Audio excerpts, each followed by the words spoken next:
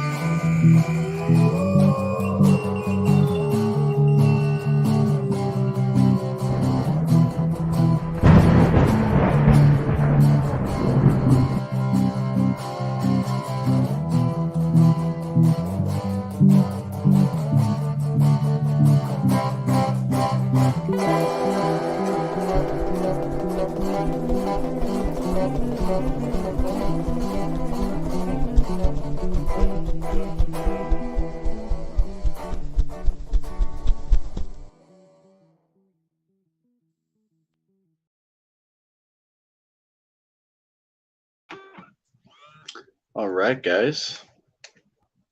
guys, welcome back to another live show. Sorry about the extra long intro. I'm just finishing up getting evidence to put on here for you guys to enjoy and watch. So kind of a random show. I was actually going to have this show tomorrow, but I realized my schedule will be too busy. I won't be home at all in time. Way too late to even start the show. So but I got some stuff to show right now. It'll probably be a two-parter, so I probably have an additional show to showcase all the stuff that we don't get to today, stuff that I don't have made up on videos ready to present. I'm searching currently for two last pieces of audio that I got hidden on my random files somewhere. But so I'll be talking and try to zoom in and try to get to these real quick. They're just hidden somewhere. But we got a pretty cool show. I got a bunch of stuff lined up for you guys, and some audio and tracks, and I think you guys are gonna enjoy some of the stuff. And kind of got the computer, the old computer, working again a little bit. So you're deep diving and getting a lot of stuff. And I was actually going through some older footage and stuff that I'm keeping and stuff, specifically the orb footage that we shot up in Allegan County.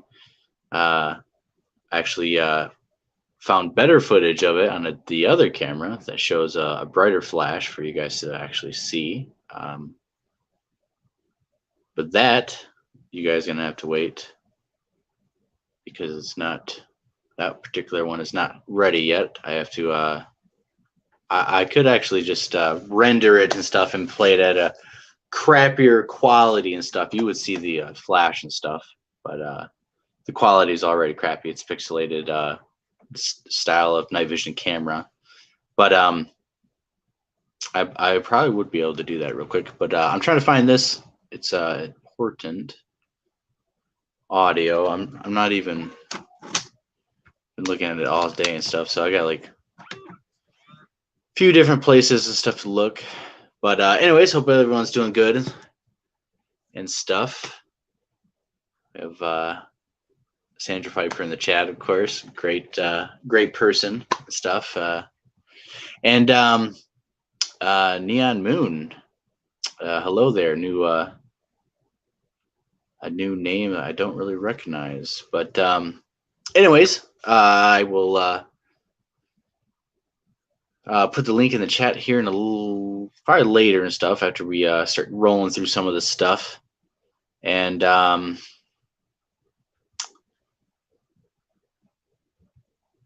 we'll show you guys some stuff. So it's been a crazy, pretty crazy week with,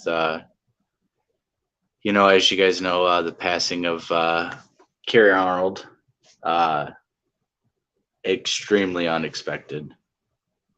Of course, I'm sure everyone has been feeling it and stuff, and I don't know. I don't even know what to say. It's just shocking that that he's gone. You know, when I first came across Bigfoot Odyssey in the channel and just hearing him talk and stuff, and I thought that, this guy was pretty interesting, and diving deep and hearing his encounter and his story, and of course watching his documentaries, but specifically his encounter and the way he presents himself and tells it, it really, and a lot of other people will tell you the same thing. It's a really truly amazing encounter and stuff, and believable 100%. And I was privileged to, of course, go to the 168 and meet with him. And, he was an honest guy through and through, full, just down to earth guy, would help you out and stuff. And I had a lot of respect for him and stuff. He, when we were down there and stuff, he was very important and stuff. I felt like I even gave him the nickname Boss because I felt the importance and respect and stuff. But yeah, it sucks, man. So man, he did a lot of good work in this community in a lot of short amount of time, and impact inspired a lot of people. I mean, clearly, and the way he conducted himself and presented himself on camera, off camera, and in person was the exact same way. And I can tell you firsthand that he was just that guy. And it was very interesting when you first seen him come on the scene and stuff, talking about his encounter. He would not go in the woods at all. He was very still traumatized by his encounter and stuff. And then, over the course of the journey and stuff, and he would be going out in the woods in the 168. He went out a little bit and stuff, but he was still intimidated by it and stuff. And of course, the last few months and stuff, he was out there by himself, holding the camera up while stuff was going on. And I, messaged him and stuff, and I said, it was good to see you having fun and stuff, laughing and being out there by himself, because it was pretty hard on him. So I just wanted to touch a little bit about that, tell some stories. I working on some 168 stuff, shot through the eyes of me and stuff. I'm shooting all the footage and stuff that you would see, and don't have all the stuff that I shot. And but anyways, it's gonna be pretty neat and stuff. I think you guys are gonna enjoy it. There's actually gonna be evidence on there that was never shown on the 168 or wasn't got to and found in the massive hard drive of data and stuff. But so I already had plans to do that and stuff, of course, and I'm just gonna continue that and work on that for you guys, and so you can see what Florida was like from different camera angles, and actually there is a possible encounter on there, actually, so that I will show you guys. So anyways, while I'm searching for this in vain, of course I will find it after and show you guys.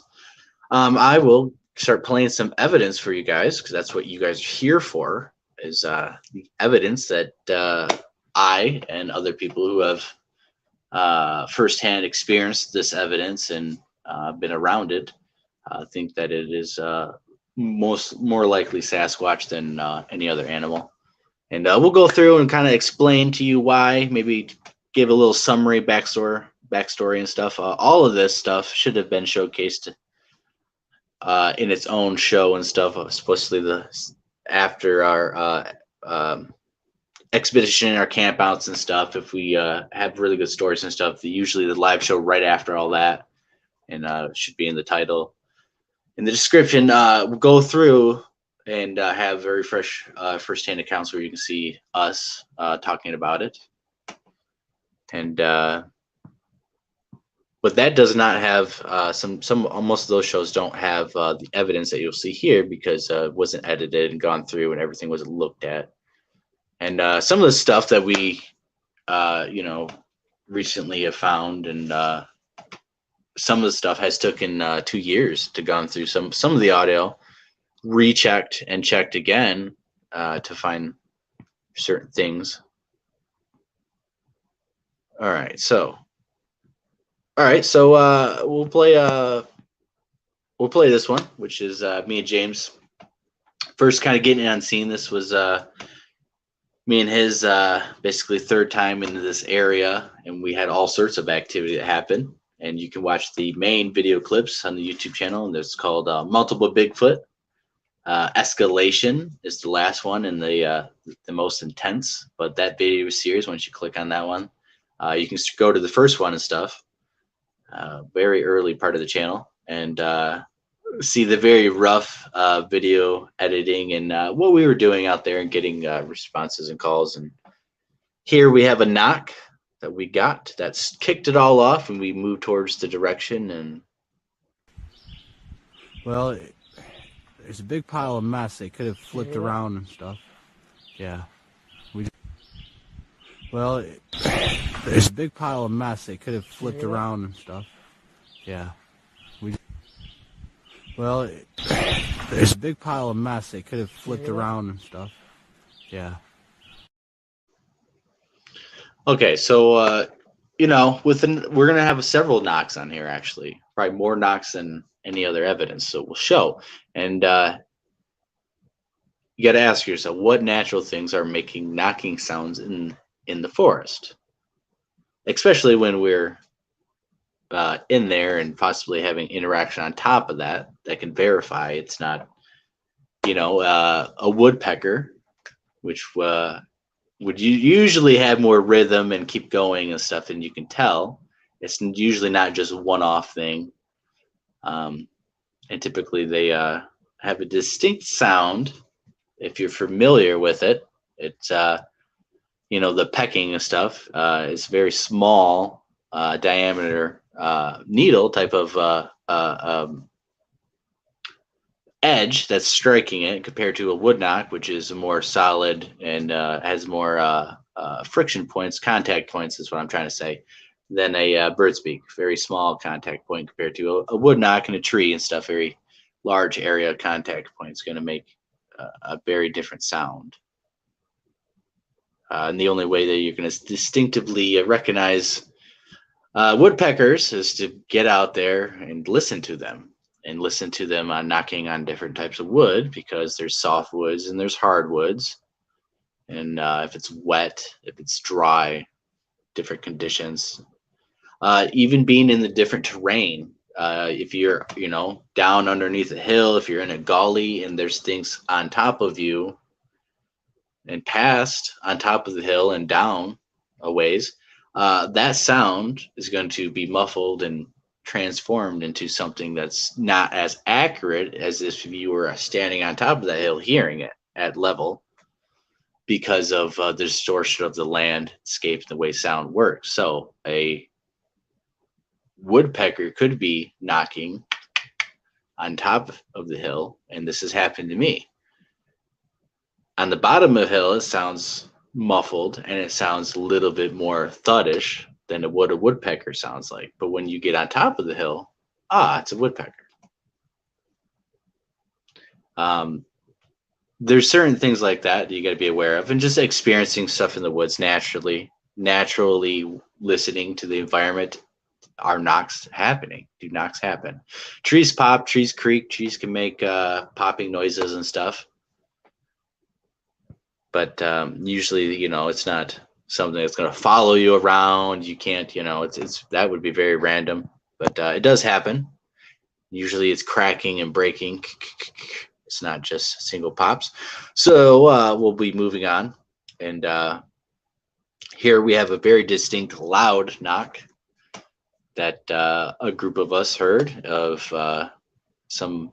Well, they were all members, but now they're all independent researchers and stuff, and even a dog that got seemingly heard it. So take a look at this.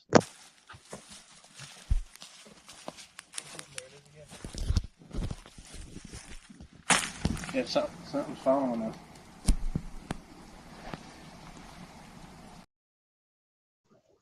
That was the wrong one.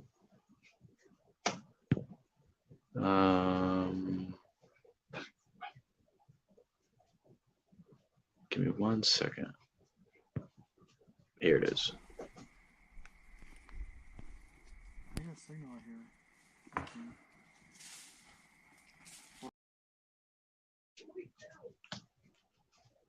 I'll play that again for you guys. I got a signal out here.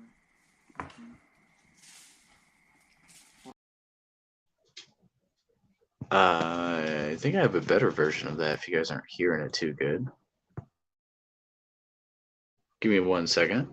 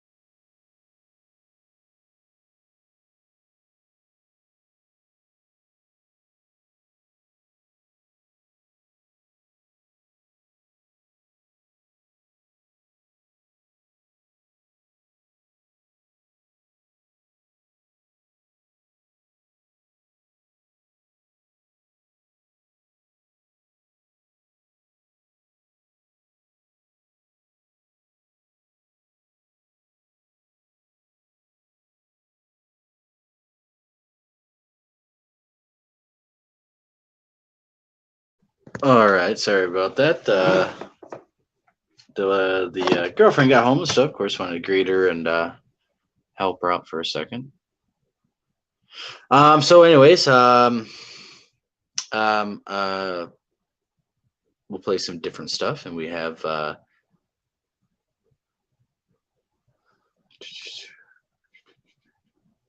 so actually right here we're gonna jump around in the time space of the this evidence and lost cryptids and stuff. So we're gonna jump to January of 2022, which was this year, and we're gonna showcase some tree knocks that we got in the middle of winter at -5 out.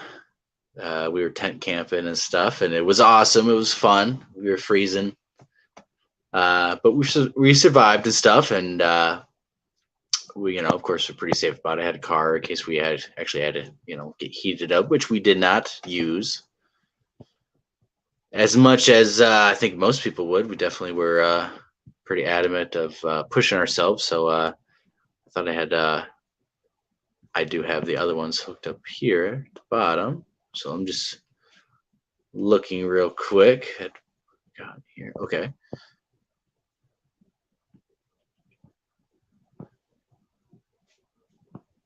And yeah, it was pretty cold and stuff. And we didn't think we had any activity actually over nighttime. Of course, we didn't hear anything. We didn't have any signs. We didn't find no tracks. Of course, coming home, we were there for two overnights and stuff. And as we came back, reviewed the audio, we realized the first night that we had a bunch of wood knocks that happened. That if we would have looked over there, maybe we would have found prints. We should have found prints. But we didn't have no way to analyze the data and do it in a very fast and effective method to be able to realize, oh my gosh, we got knocks on the left side over here. Let's go over there and look for tracks. Let's look for sign. If we did, we hopefully would have found some amazing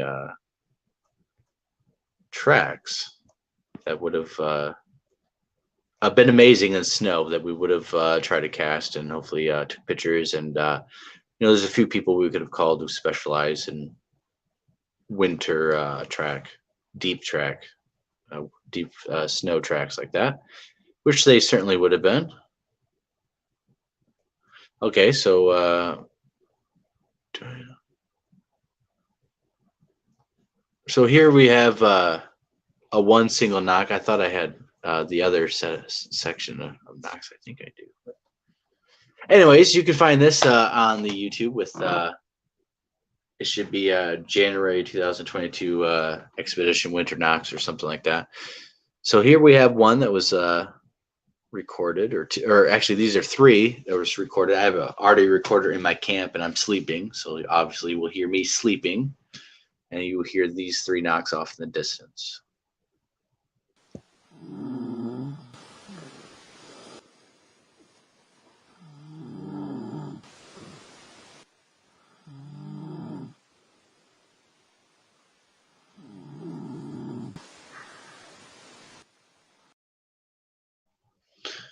So I'll play that for you guys again. And again, this was in the middle of the night. We're all sleeping and stuff. I stayed up the latest, like I usually do, and didn't hear nothing while struggling to keep the fire lit and keep warm. And then finally cuddling up and going to bed, wrapping up with bundles of layer. And my audio recorder that was placed at camp picked this up. And of course, the other audio was closer.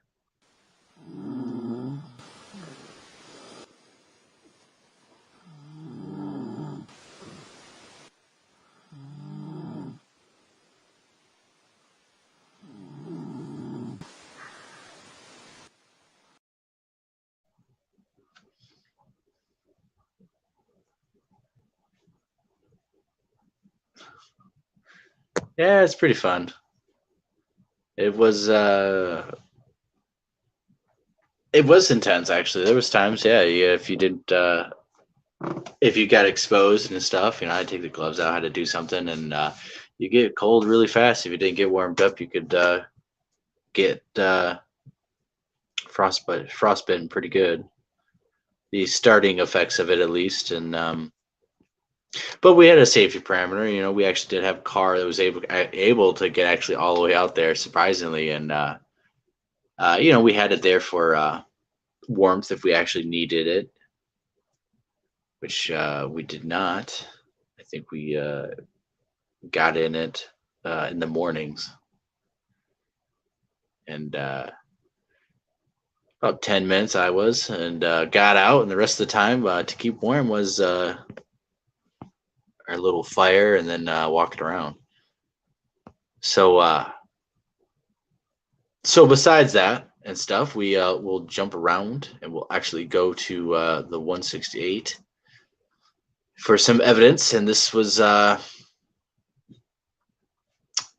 actually so this was shot by me and stuff, of course, and this was on a colored night vision camera, one of those psionics, just the Aurora, and they're all right cameras and stuff, but I don't. They're that particular model is has a resolution of 720p and stuff at nighttime. The pros, I think, are 180p resolution and stuff. But they work good, but sometimes they don't work good. So they work good with it works with ambient light. You can use a IR light. In this case, I was using an IR light. That's why it's purple. You'll have a purple beam right there. And when you don't use IR light, which when you have light sources that are really, really bright, it makes it really sharp and focused. But when you don't, it's very pixelated and stuff, and almost useless in some cases, unless you have a artificial light source or ambient heavy moonlight. So anyways, we backstory about this red eye shine is me and the two guys that from one of the two guys from Michigan. We were out there. We were in this like cypress kind of flooded swamp thing area, checking out some stuff, and then we started hearing movement. We started hearing activity, and at different spots, and we were kind of spread out. And then I started walking and started to film this, and so you guys can watch all the unedited footage on there. You can watch this clip, and then what more of us. I'll be right back. 1 minute.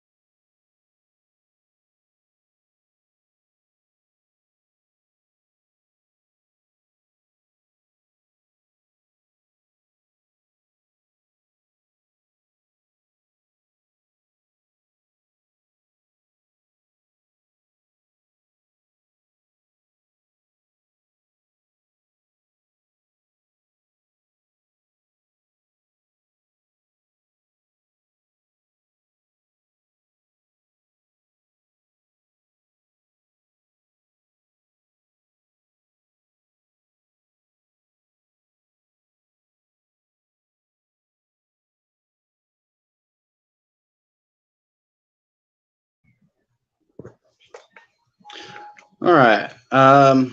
Sorry about that. I really wish I could find this other stuff, but that's okay. It was going to be the end piece. Let me just play this for you guys.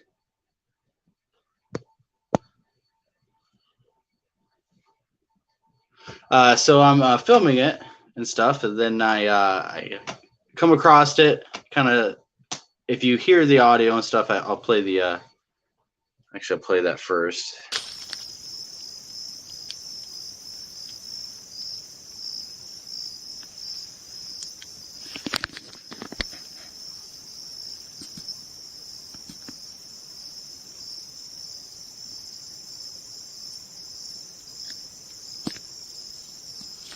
I got eye shine right in front of me.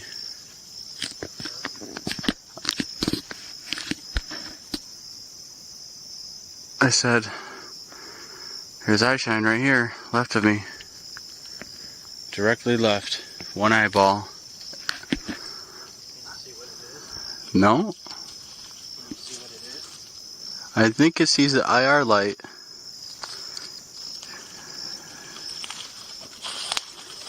Hit it with the thermal. Where is that? It is directly left of us. Of course, when the thermal was pointed that way, there was nothing there. But at first, when I shine it like this, it kind of startles me. But when I see it like right there, I'm trying to determine, if there's two eyes, there's one eye, there's only one eye, it never moves, never rotates like an owl. Then I start pointing it away, but I jerk to the left because I'm radioing.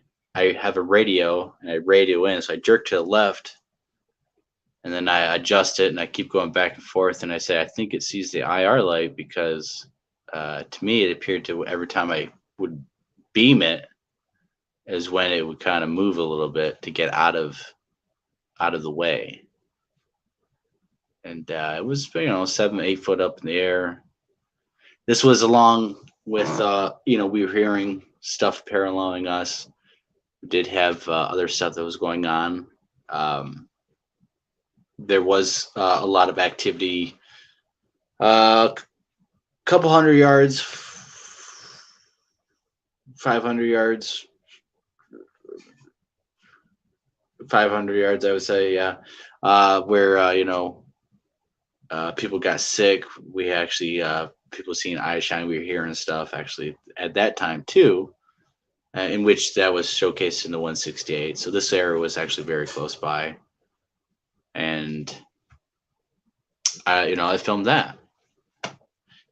So if you watch the videos on the channel, I go through and explain how owls have nocturnal vision and stuff, and I do some videos and some shots of them at nighttime, and it doesn't. There are no videos of colored night vision and filming of owls at nighttime to replicate this. But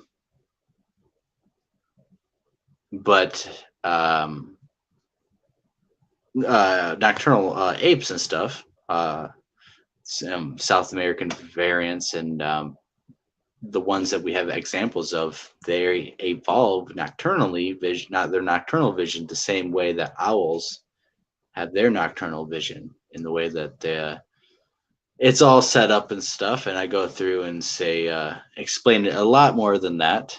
And I'm not going to butcher a bunch of words and stuff that I'm not prepped to say. And but basically, all the structure of how the nocturnal vision is set up is exactly almost the exact same way that owls are, which means that they're highly efficient. And if Sasquatch has not high tuned nocturnal night vision like that, it would be extremely good. Some people think that they might have a more like a UV kind of spectrum and stuff, which they would pick up bright blue colors and stuff a lot better and stuff at nighttime, and potentially see IR and these stuff, because it is visible. It is a light, and if they are able to see much wider spectrums than what we are, then the possibility of seeing that is there. So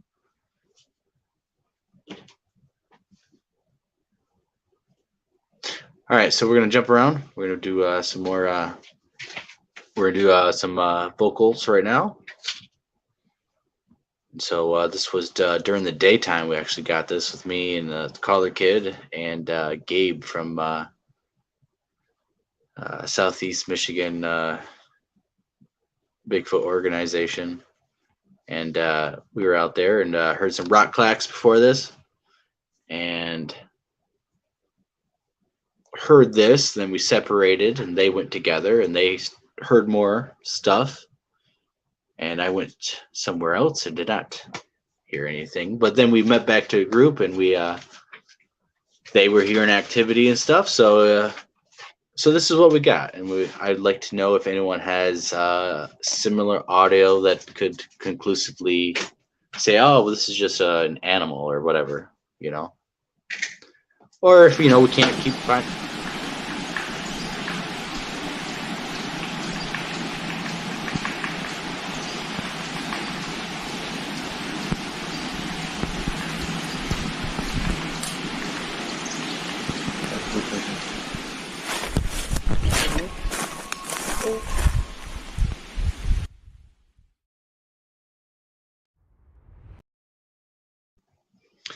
And had long, drown out little howl right there, basically during the middle of the day, and that was it.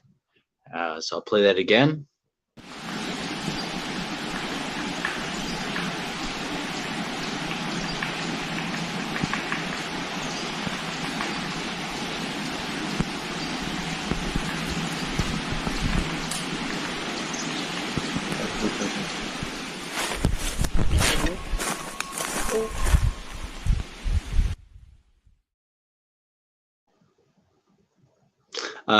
And if you listen very carefully, you can hear woodpeckers tap, tap, tap, tap, tap, tap.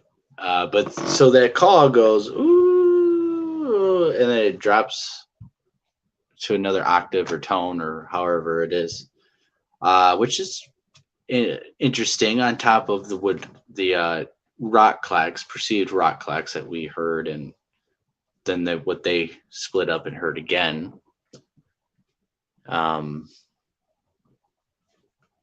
We also went on to have other activity and stuff, which I'll be actually making this. This actually happened 2 years ago. Yeah, like 2 years ago and stuff. And for various reasons, the footage never came out. But the evidence, of course, we put out.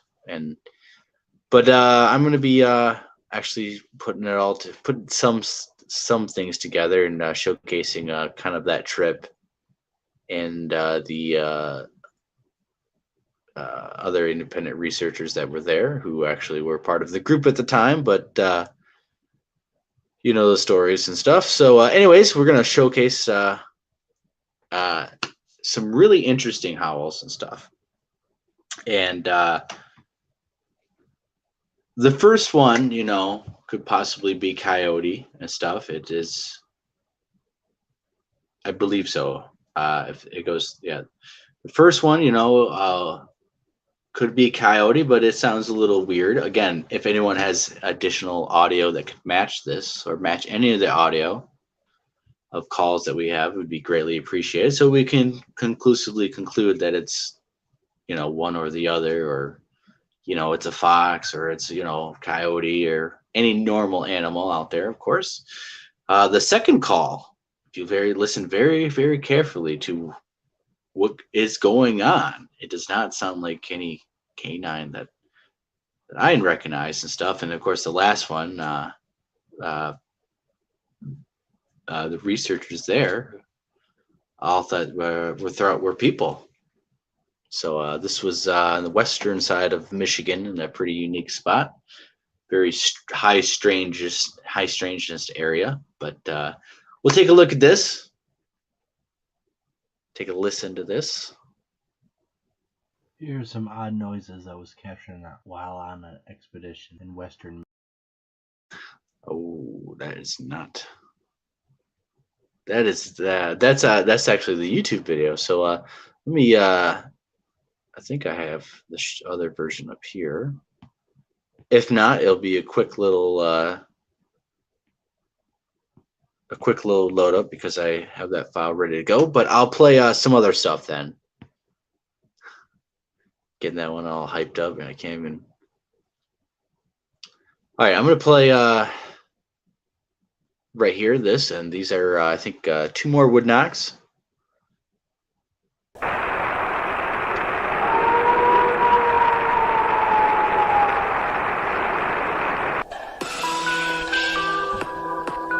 The Lost. Dang day. So when I edited that and stuff, I've made a fatal mistake and I forgot to turn the volume off on the imaging and have the audio playing. So I could do that real quick too. Bear with me. Again, I wasn't supposed to have the show. I was supposed to have it tomorrow. I had a lot more prep time, but that is okay because we were gonna play this big section of wood knocks here, and these are very unique, very interesting, and these are caught into a custom long-term recorder that we set out. That is remarkable and able to pick up very fine wood knocks at pretty far distances. So this one's kind of long, but if you take a listen, there is 9 wood knocks, and they're all different.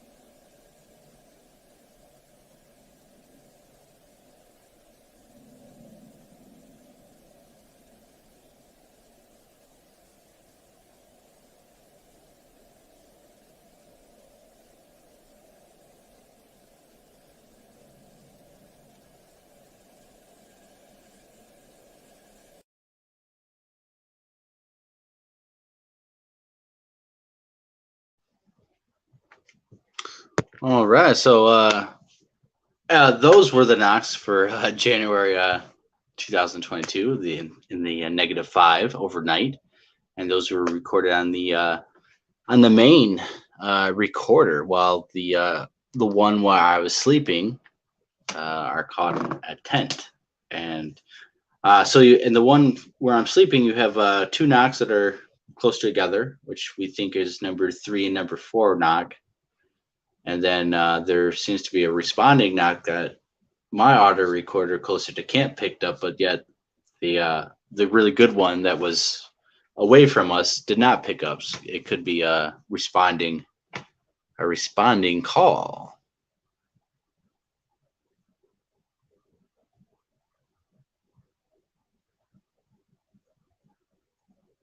Yeah. So yeah, so it's just goes to show that even when and we really did not expect, man, because when we actually went to bed, it was like, man, might be a dud because it's winter. They might not want to leave tracks. We were thinking, man, if they are walking by us and we have activity, we're going to find tracks and we're going to follow them until they stop, which would be right where they are. So, but it didn't happen like that. But we did get all this audio. If we would have discovered that at real time, we could have strategized and hopefully found actual tracks, because for them to be close enough to wood knock like that, they should have been tracks to be able to be found. But it's just the name of the game. It's all kind of about luck, really. We just had, if we'd never set audio equipment out, we would never even heard anything. And it wasn't windy or anything and stuff. And when you listen to the version on the YouTube and stuff, I think it's a little bit longer and stuff, but it's not windy and stuff. There's no wind. There's no trees creaking and stuff. And we of course still have the original full night's worth of audio. But and of course that was from Tyler, our member, from his custom audio equipment, and we'll show some other stuff that he's got, like that knock you guys heard. It's a knock, and it breaks off, and it's he caught that in October 2021, and very remarkable because so it shows, if you hear it, it shows that something picked up a stick, it smacked a tree, smacked it twice, it broke off and splintered and smacked the ground, which is not a woodpecker, which is not something that animals could do in North America, certainly. So, but I have the audio I was talking about, the calls and stuff. So I got that ready to go for you guys. So again, listen to the second call. I think it's very unique, very, very unique. And it's not something they hear every day. Let's just put it that way.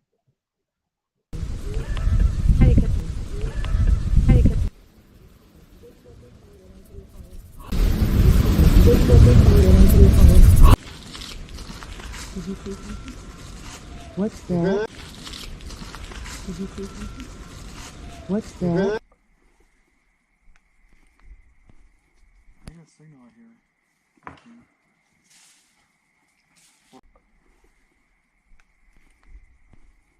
I got a signal out here. Huh? I guess that was just that wasn't the video I was trying to show you guys. So basically that there's audio at very first, but it's very faint. I don't know if you guys heard it, but what I said was the second call, I guess, was the first one you hear, and it's like a boop boop, and then a call. I'll keep playing it, and then I'll shut it off and explain it.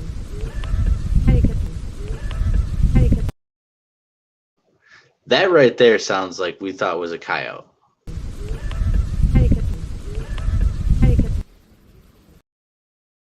You know, I would assume that's coyote 100%. You know, there's nothing too abnormal unless, you know, if we compare it to coyote sounds and stuff. I think it's very, very similar. Now, the second sound is the unique one.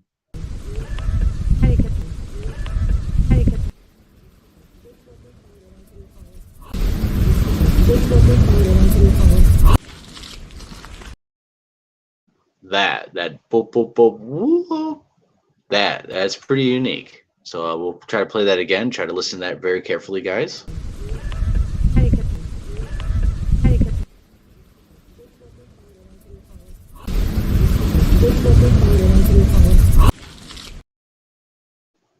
So I know it's kind of hard to hear, but you hear that boop boop boop, and then it howls off and carries off, and you hear the gasp because I mean, it's kind of freaky hearing that.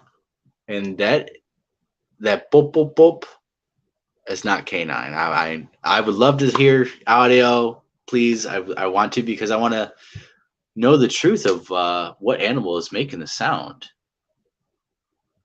And I don't think it's a bird or waterfowl or anything like that.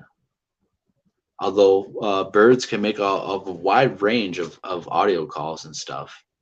It's something that us as researchers need to learn about and understand, because especially if they're attacked or they're hurt or stressed out or playing with others of their kind, they might make unique sounds that is not commonly heard because of those unique situations. So we'll play that again, and then we'll concentrate on that middle one, and then we'll try to catch that last one a little bit too, which is pretty interesting. But I find this boop boop boop woo very, very interesting call that we got.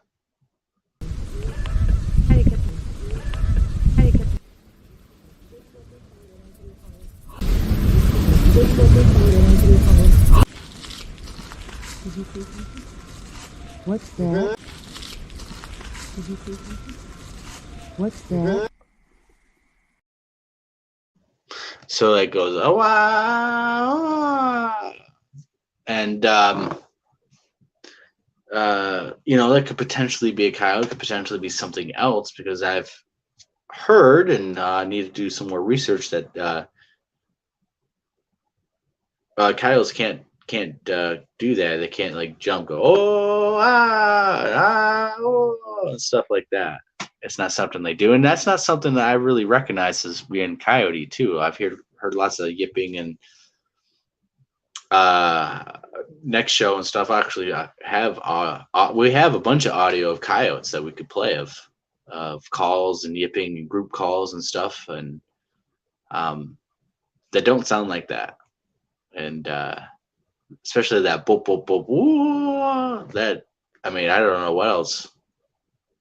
I mean, I don't know. I mean, it's plus the you know, you could feel it and stuff, you know. It was just strange. And then that the last call, people actually thought, well, you know, is that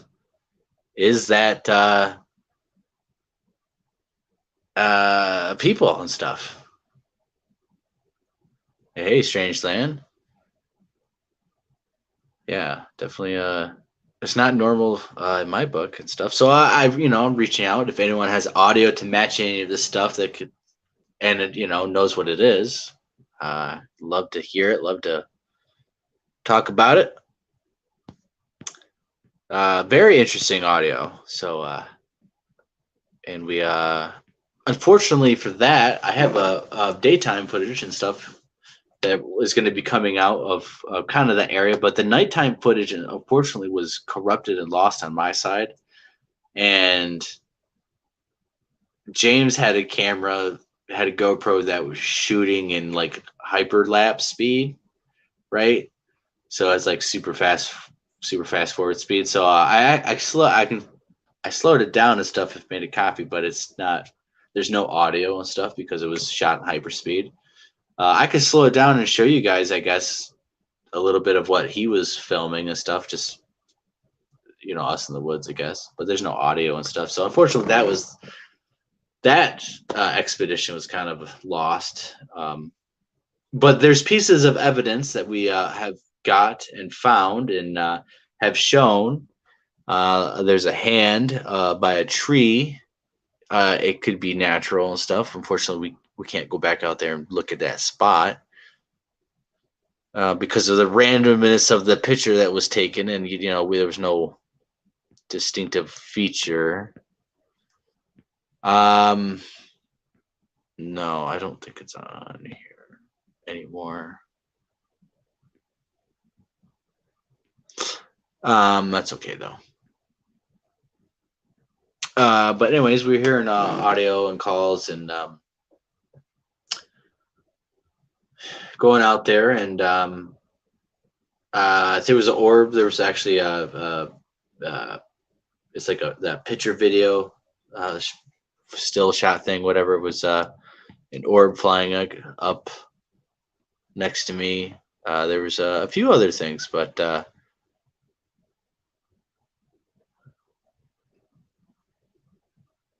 this audio was the main great capture, because I don't make documentaries. I'm not a documentary filmmaker. I'm not proficient at that.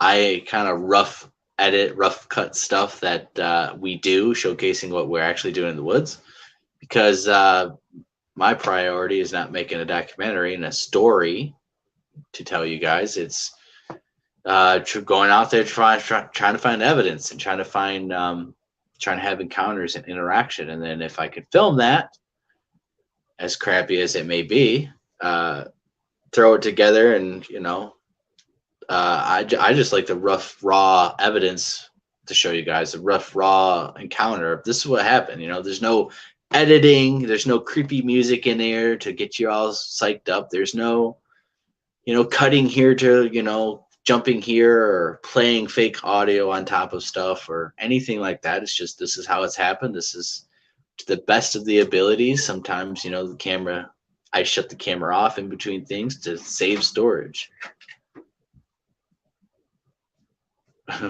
1 minute.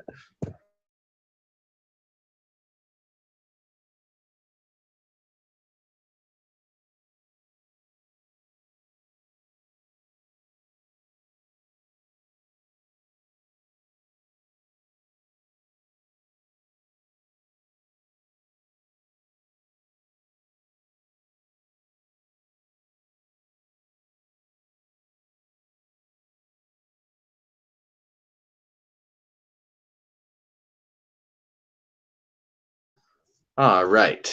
I forgot what I was just talking about. You know, but it will come back to me. That's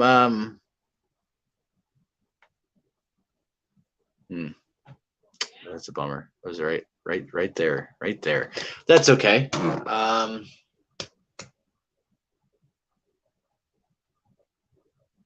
God, man, I hate that. I had to reach in back in my brain and think about pull some other memory out for her. And now I've deposited that talking point into the memory bank. That's okay. I just totally lost. I don't even know what next point to start, though. That's the problem.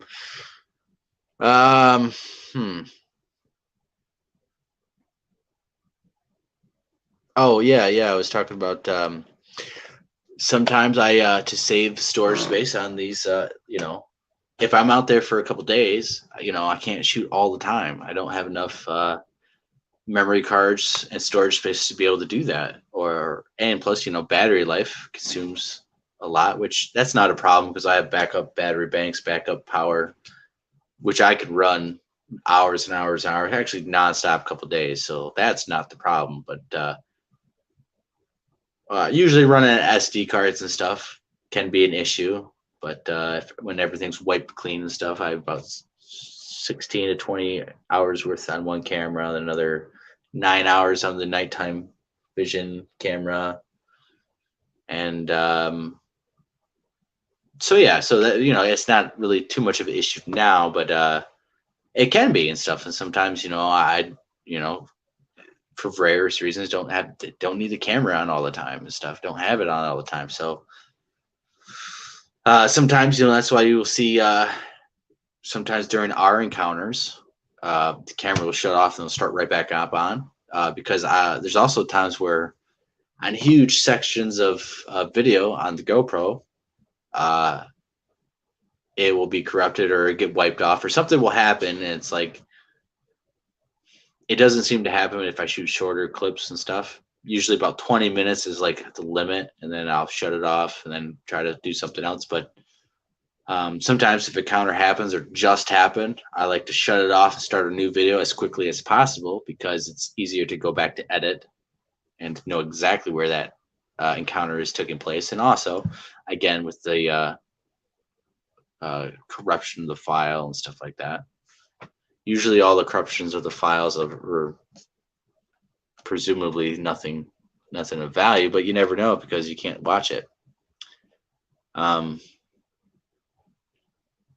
that's why when you see some of the bigger expedition kind of raw documentaries that I put together, some of that stuff is cut up, or I'll cut up heavy, massive like F-bombs or something. I'll cut that split second out and try to cut it right back in. So there's no like editing completely stuff out and then stitching stuff out like 2 days later and splicing it in and stuff like that, which they do on TV and different stuff like that. It's very raw stuff that we do, that I present, I put out. I'm not trying to make documentaries and make film. I'm trying to get evidence and show evidence.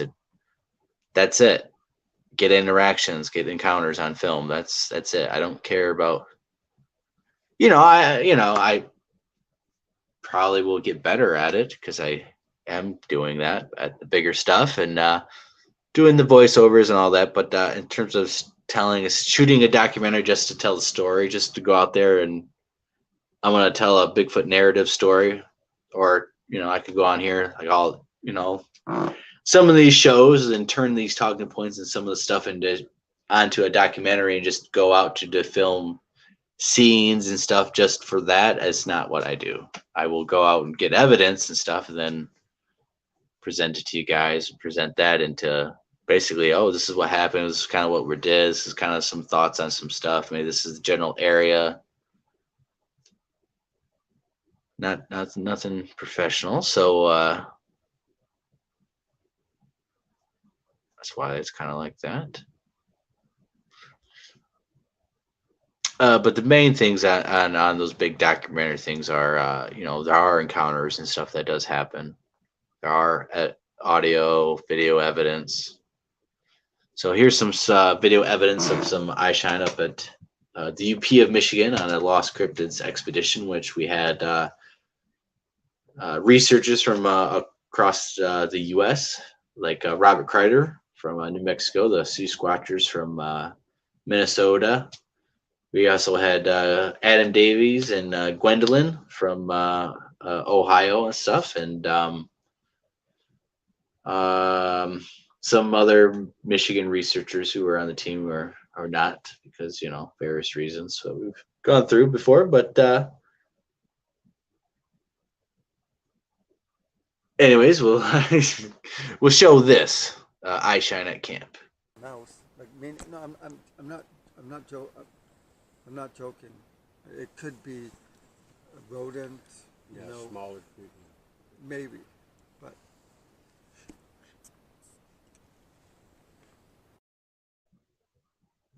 I'll play that again for you guys if you guys didn't see it that well, or let's go really quick. It's eye shine right there, and then tries to move behind a tree. I kind of adjust myself. I don't see it and stuff, and I turn the camera and stuff because we actually hear a call off in the distance that did not get picked up or anything. mouse, like no, I'm not joking. It could be a rodent, smaller creature. maybe, but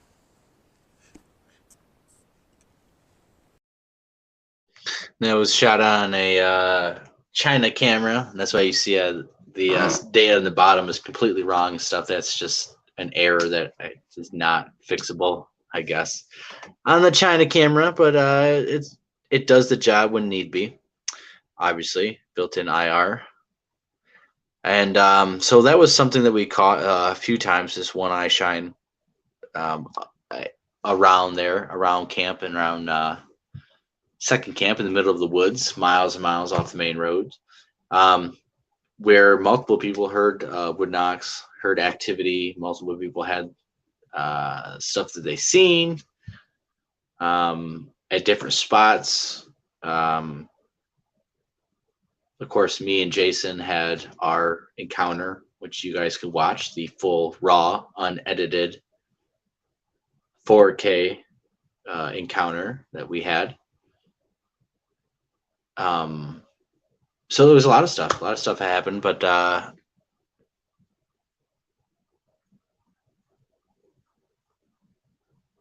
that particular time, Jason Kenzie seen something, the eye shine at the ATVs, and he says, "Well, I don't know what it was. It could have been a mouse because the height level, and he just seen the eye shine. He wasn't quite sure what it was, and that's why I'm filming all around camp. Of course, we see that, and with me and his encounter, which you guys can watch the full encounter. There's a lot of things that is happening, and you guys can see our body language, see what we are doing, and how Jason responds to seeing a spider crawler across the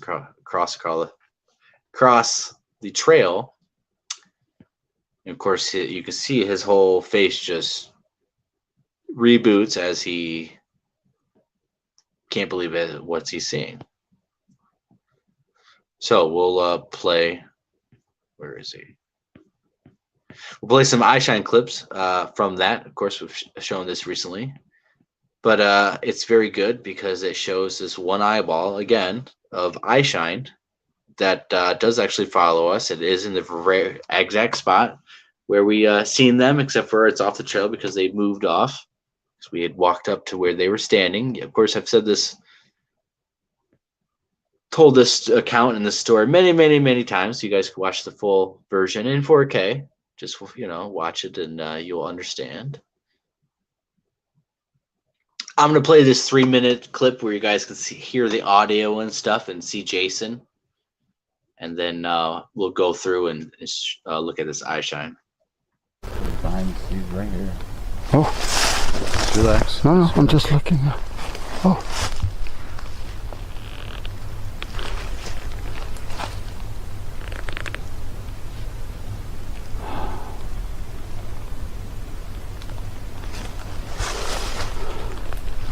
I won't run, just to let you know. I just will not run. I will, jump Right. and maybe fall down, but I'm not going to sprint away, That's pretty good.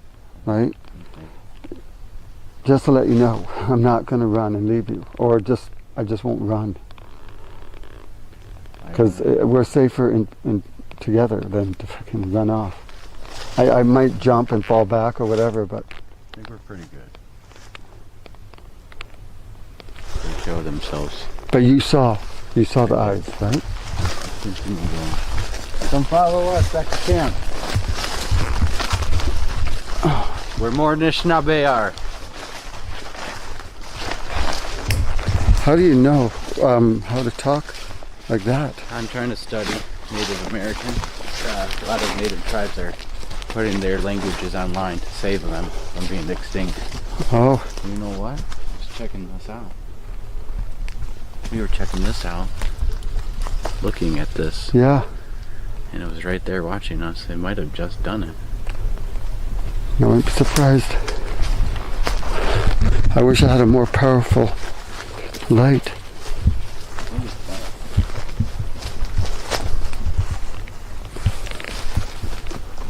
Yeah. Oh, But okay.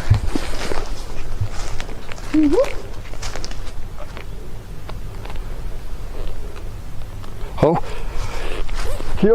he was on the ground. He's on the ground. Yeah. I saw him crawling. He was crawling right there. You seen him crawling? I saw him crawling right there. Right there across the ground. Which way? Which side? Right there. Left side, right side? Going this way. I saw him crawl because I saw his eyes on the ground. How long? How big? Oh, it was like I just saw the shadow of him, and he just went right across, crawling on the ground.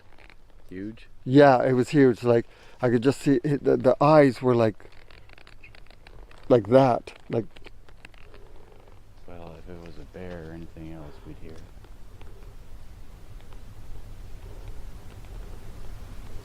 Walking, there's two of them.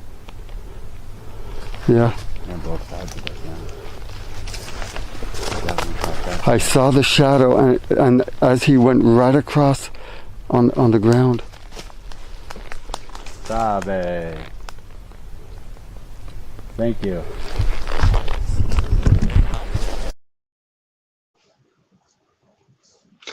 Yeah, thank you. Because I actually asked them to let us see him. You know, we want to see you. I don't know if they understood us at all, but I thanked them anyways because, and you know, the key thing about in that whole interaction is very intense interaction. As you see how Jason is startled at sometimes, and I'm trying to calm him down because you know you have got to remain calm no matter what happens. You've got to. And it's crazy hard. I mean, how can you stay calm when you know? Me and him seen them tree peek at us and stuff. We 100% confirmation. No, it's not like, well, I wonder if it's this or I'm not sure because I don't know. No, it's like we know 100%.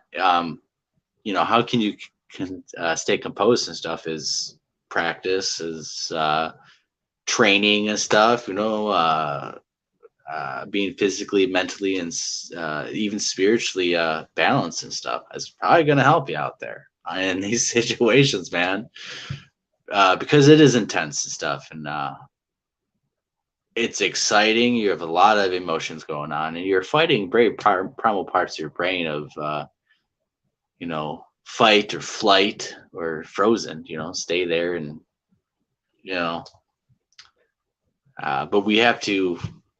Get to the fourth state, which is kind of, you know, stay there, not be frozen, but operate. You know, we're not fighting, we're not fleeing away, and we're not staying still and not doing nothing. That's what most of the time people happen. They get frozen in the moment with the camera, and they're taking everything in, and they don't pick up the camera and start filming. The camera's, you know, oh, I didn't even realize the camera was there. I had the camera the entire time, but I didn't pick it up and film it. I didn't even think about it because you're frozen in the moment because it's an awesome moment, craziness and stuff. But the more that happens, you know, each and every time you kind of get a little bit better at pulling that camera out and filming it and stuff and getting acclimated to the situation and not being so crazy intense and not being able to operate like you should, which is getting the camera, just staying calm, trying to investigate with a rational mind what's going on. How can you try to prove if it's Sasquatch? You know, we're seeing stuff behind the tree. Well, let's go walk over to the tree. You know, it's no brainer. You know, they move around. We'll show some of this eye shine right here, which is pretty big in size and very close. 10 yards, closer than 10 yards. 10 yards is, 30 feet? Give or take. And so, you know, we are talking and stuff, and you see it right there on the left side. It's clearly not a light source of mine. We'll play it again. You can see it left side, bam, right there. It's not my light source. It's not a beam of light. It's not a light lens flare. It's none of that, especially right there. When we are both not even facing the camera to even cause any kind of optical illusion. You have to be proficient in knowing that kind of stuff before be presenting as, oh yeah, this is eye shine, or as whatever else. If it's an actual lens flare from light, if it's normal optical illusions in photography that is known. You should probably study up on that. You should probably know. You should probably tell the difference, you know. And you can tell. You can tell because it's glowing differently. Here's the second one. It's really, really, really fast. And so it's on the left again. Bam, really fast. And that's when I stop, of course. And then Jason, he's talking. He's noticed something. He goes like that. I go, what? He might have seen something out of the corner of his eye, which he does keep looking, and he sees the thing crawl across. And of course, you see his expression just flabbergasted, and he's excited, he's scared, he's going crazy. I'm trying to get information out of him, like, well, how big was it? Because I want to know. Well, he's saying it's crawling across the ground. Well, how big is it? Is it a Sasquatch size? Is it a child size? Is it a damn raccoon? I mean, like, what is it? And it's huge and stuff. Of course, you guys are just tuning in. You guys have to rewatch that. But he's pretty adamant that he even says he's seen the shadow of it. He's seen it across the ground. He sees the shadow. He's giving out these details, but he can't. He's not like explaining it and stuff. So, I believe it was August or September of 2021. We did an interview, of course, with him, and it would have been the most fresh interview, the most recent one after the encounter, which me and him go talking about it in a very in-depth manner. So you guys can check that out with so I'll play that again real quick because it shows that there was eye shine. It's getting picked up on the camera's IR light, and that's how you're able to see it without the flashlights illuminating it. It's standing right there. It's 10 yards away. It's within 30 feet. Or we don't know how close it is, but I would guesstimate that it's 30 feet or closer to be able to be that size. It's pretty big. It's pretty big eye shine size, and it's close. And it's up there in height. You can kind of tell that it's probably taller than me, and I'm 6 foot. And it looks like it's about the same as my head right there, right? But as you would get closer to it, it's going to be higher and stuff because the angle we're farther away. If it's matching my height right now, that means when we get closer to it, it's actually going to be taller because of the forced perspective that we're seeing. So it's 7, or it's above 6 foot. I'm 6 foot, so all right. So we're gonna take a look at I don't even know what that video is. Okay, we did that.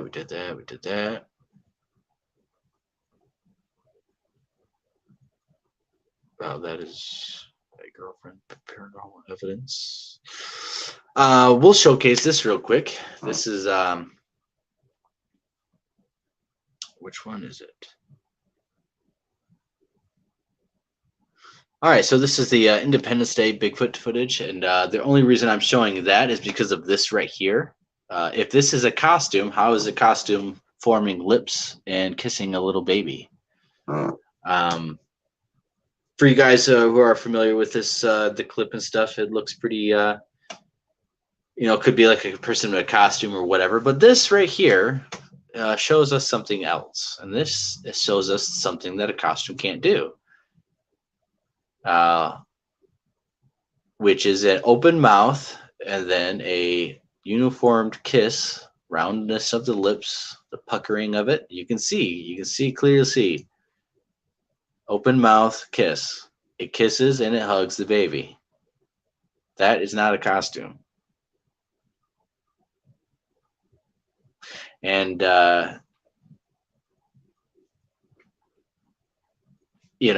It's let's see, I got the full.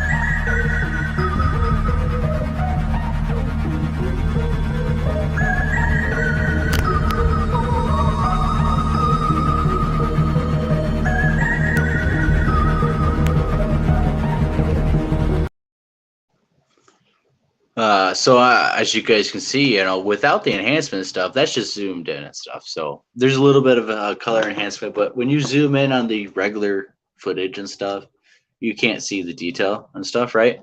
But pointing it out.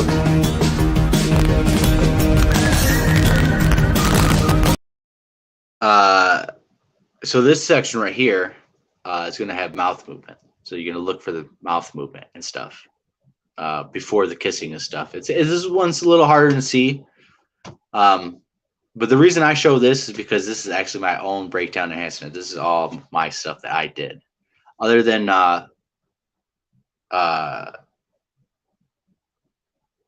this clip right here. Not right here.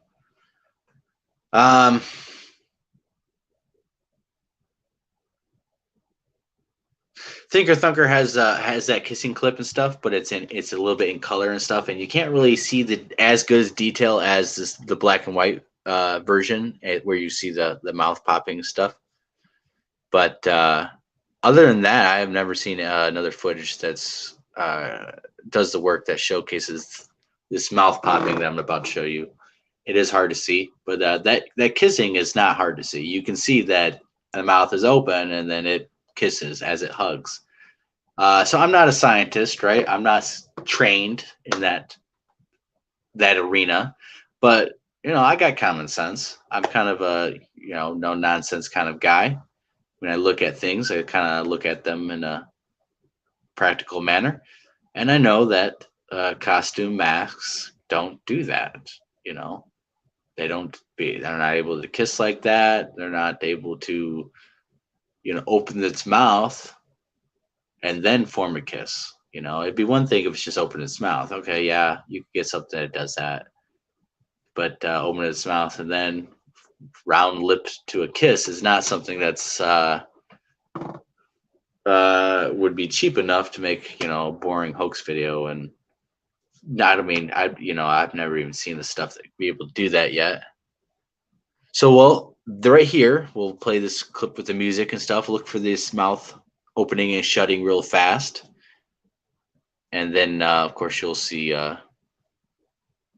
I think Thinker Thunker actually talks on this one and explaining it a little bit. And then it will jump over to mine. But when you see the Thinker Thunker clip, I actually have a filter over it to try to show it better than what he's showing it, because it wasn't, in my opinion, it wasn't good enough to see. That's why the black and white one is, in my opinion, the best version to see this at. So I'm sorry for this long explanation, but it's kind of needed.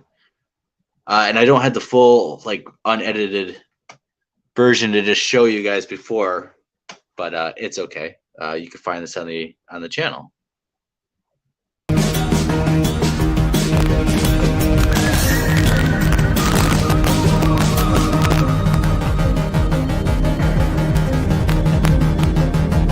Gives a better look, and this is a Bigfoot, allegedly. And this is a Bigfoot baby, and this appears to be a smooch, hugging a kiss. So in this clip, we're going to be taking a look at some facial features I uncovered. And this appears to be a smooch, doesn't it?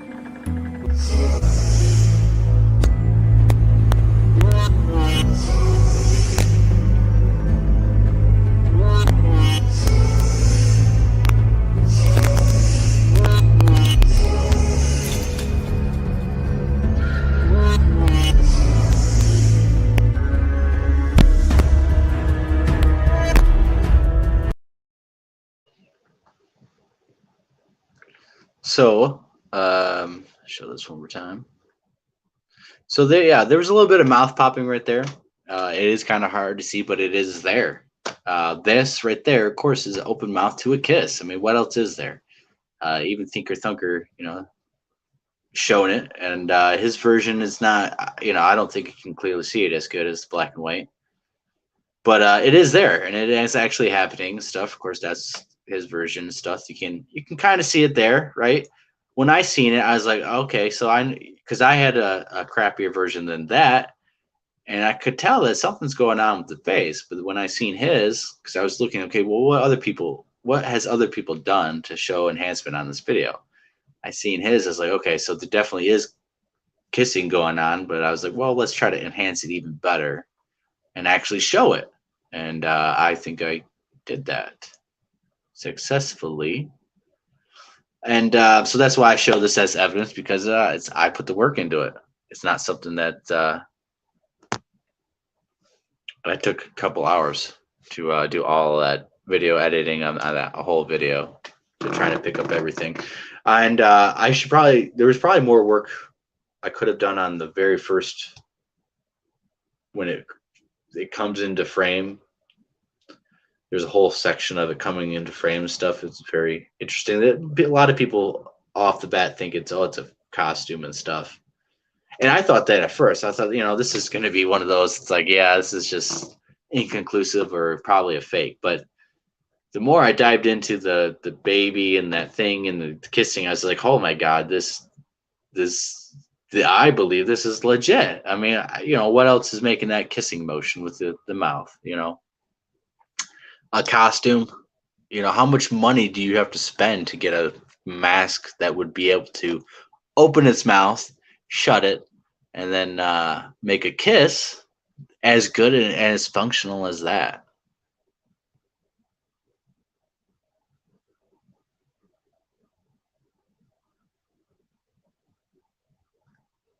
Yeah, you can actually, if you want to. We'll be doing hosting more stuff next year and stuff after winter, unless you want to be hardcore and go winter camping with us.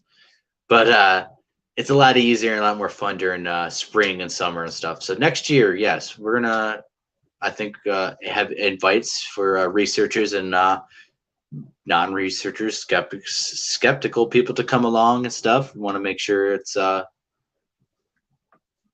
fun and awesome. We're gonna take there's a few spots we could go to, but there's some spots that I'm not going to take you guys at all. But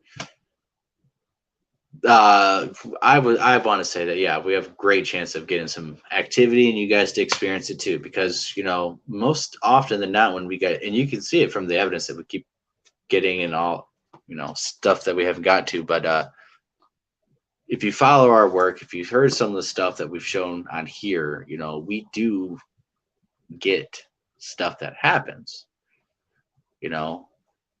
and I don't know, it's pretty good. I think it's pretty good. A lot of opinions are it's pretty good, and we want to kind of challenge other people to find out what sounds are that we have captured. Are they normal animals, or are they something else? You know, let's try to disprove some of the stuff that I think is Sasquatch more than animals. And I could be wrong. I would like to be proven wrong. That way we know that, hey, this is not a Sasquatch, so let's stop presenting it as such. Or, man, you know, there's nothing that we can find that can sway the position that, you know, it might be Sasquatch. You know, we don't have evidence to disprove of it. So yeah, all this you know, is open to be challenged, and you guys can take through stuff. You guys can screen record. If you guys message me or email me, I can send you some clips of these enhancements. If you guys want like a full unedited version, there's conversations and stuff that you know, obviously you'd have to ask 5 different people that had permission to publicize those conversations, but they're not going to be, because again, it's private conversations on stuff, certain things and certain stuff, and plus yeah, but I can give you whole sections of non conversations and sections of where there is evidence. If you want to listen to, you know, 5 hours, 11 hours of just nighttime audio where there's no one on the audio, yeah, I have that. I've also thinking about posting some of that here just on the channel. If you guys want to listen to 23 hours worth of audio and look through it your guys' self, and you know, point out things that we've already gone through and deducted a lot of stuff. So, you know, there might be a chance that maybe you find something interesting that we didn't pick up, but we're pretty good about it. I'm pretty good. James is pretty good about it, and Tyler's pretty good about it. And we all have our own unique ways and I think software that we use too. So and it's pretty interesting because you know, me going through audio, I'll pick up stuff, I'll send it over to those two, and they'll pick up different stuff that I didn't look at or wasn't able to pick up on my software. And it's like, okay, this is very, very interesting, and vice versa. All right, so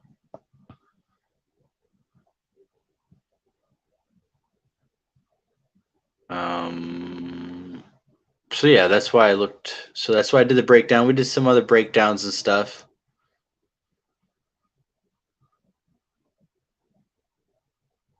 All right, so we're gonna show some tracks real quick. I'm sure I'll be wrapping this up here about 20 minutes or stuff. But actually, right now we're gonna show some more audio and stuff. And this one, I think this better play. But we got some more audio, more intense stuff for you guys to actually listen to. Some close encounter audio stuff that I played before, but it's very intense, of course. And we'll play some different stuff. But here is a very unique, if it plays, knock with let's see.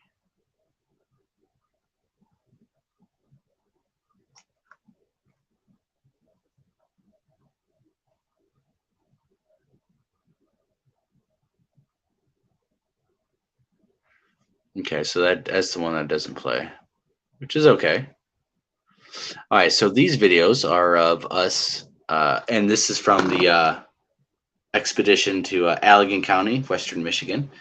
So you can watch the full raw documentary that I shot that showcases all of this and the storyline behind it. Basically, it's not a documentary; it's a very raw version, because mainly the evidence and what actually we encounter is what's more important than making a documentary.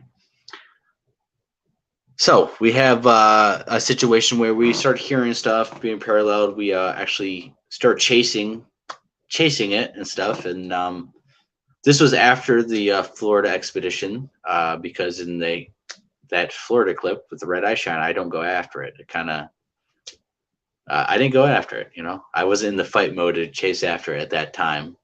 But coming home and stuff, I was kicking myself in the butt for not doing that, and decided to. It's stupid to actually go and chase after these things like this, but they were being a good sport and ran away and made noises and stuff, and wasn't too aggressive or anything. And so you'll hear us basically stopping. We're scanning with thermals and night vision, and you'll hear it walking as we stop, and then this other clip of stuff with chasing after, and you'll hear it walking again and stuff.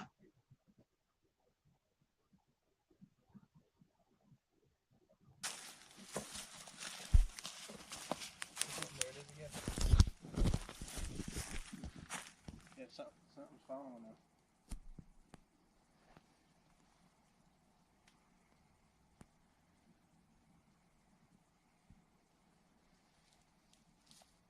Just don't move.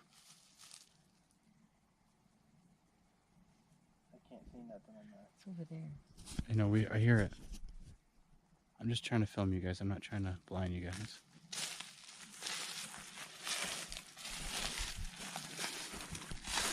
All right, we're gonna push in after it. Which we do, and it runs away and stuff, and then we go down the trail a little bit more, and if kind of hear it again, and pushing after it again, which is right here.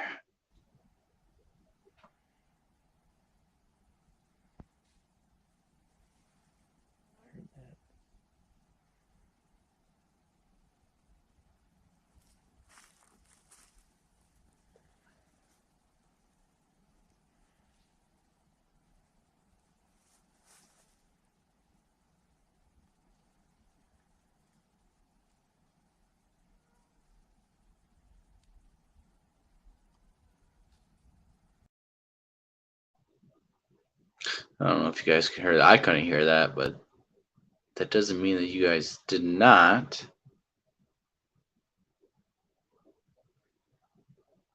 So anyways, after that chase, we followed it a little bit more, and I got separated. Basically, no one kept chasing through the woods, but I chased all the way to this ravine, and it I don't know, it jumped down and made a noise, a thumping noise, basically. I don't know if it sounded like it was up in the tree, it jumped down from the tree, or smacked the tree. I'm not quite sure, but this is the thud that we captured.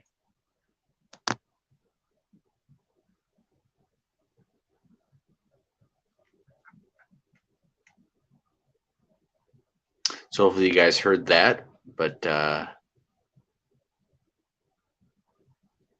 so we had a little bit of that, and then we came to a tree, and I broke a bunch of branches off this little pine tree, and this thing made its presence known to us by brushing the ground, and it was close. I mean, it was like 60 feet away, and the feeling was like it was there. But anyways, if you watch the full version, you can hear about different events that happened on that first night. But the second night was crazy intense, and the audio just shows it and stuff. Very, very close encounters. We have a very big rock thrown in water next, about 50 feet away from us and stuff.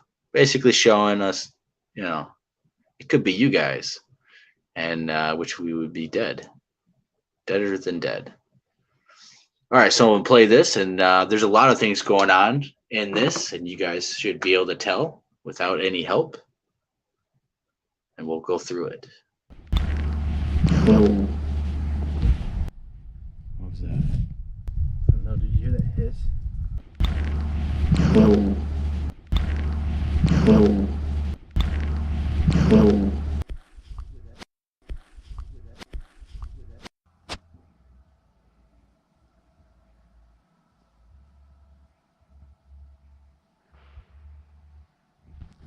Oh my god, did you hear that? Yeah. Something just got thrown into the water. Yeah.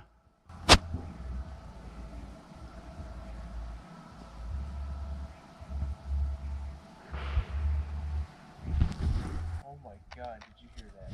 Yeah. Something just got thrown into the water. Yeah.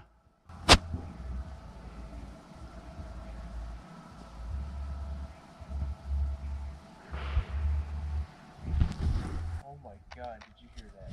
Yeah. Something just got thrown into the water. Yeah. Sabe. You hear that? Sabe. You hear that? Sabe. You hear that? Sabe. You hear that? Yeah, hopefully you guys heard that. It was pretty not hard to hear, you know, from the hissing and stuff on the other side of a bush. Now we're down under on the bottom of these ridge on this little creek system on this little swamp island.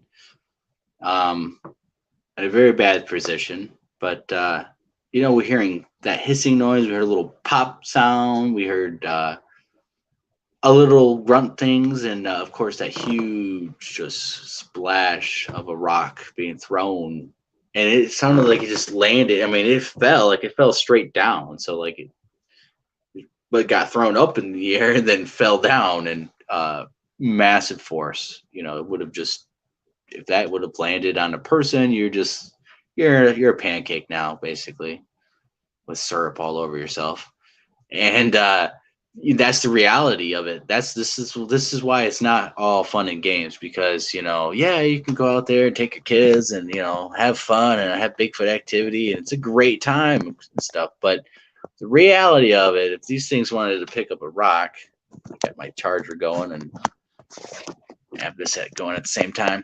Not trying to dip and fall and stuff, but basically,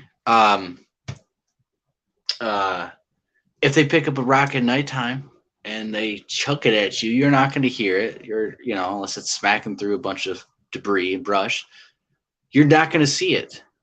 You're not going to see it coming. You're not going to know it until it basically hits you. And they can take anyone out at nighttime.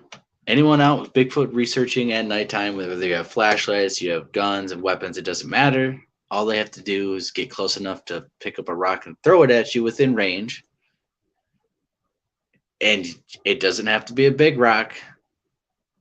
Like in that clip, that was, a rock like that, it's 40 pounds, 50-pound rock or more. And you're dead. A bowling ball sized rock that weighs way more than a bowling ball. Bowling balls are pretty light compared to how heavy that rock would have been, the same size. So it's not fun and games. They want to take you out because you just made it mad, you pissed it off, you keep chasing it, you're bugging it, you woke it up from a nap. You're getting too close to its kids. You just messed up the romantic time it had with his lady friend. That could be a cause, for Sasquatches to attack people. I mean, there's a bunch of reasons, if you think about it, why a Sasquatch might get peed off at a person. I don't know. You just built a new house right there. That there was never a new house for 50 years right there. Now you just destroyed this habitat, this hunting ground, this whatever that they had meaning for. Now they're upset. The pollution of the environment. Why wouldn't they kind of dislike humans? We hunt everything, destroy everything, practically. A lot of reasons why a Sasquatch might be aggressive towards you, indifferent towards you, might not give a crap about you, and you know what? It might be hungry enough to eat you. Because unfortunately, that's the reality of it. And whether you want to believe it or not, there is documentation of it. There is documentation. I actually have it in my notes right now. Give me a second. I will look at it real quick.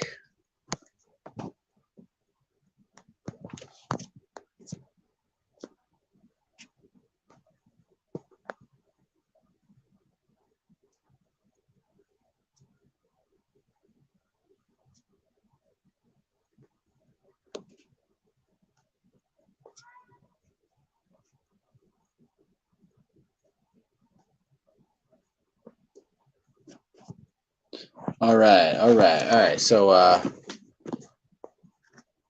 can't pull this up. All right, so there's a report in Washington in 1927. Two men were found.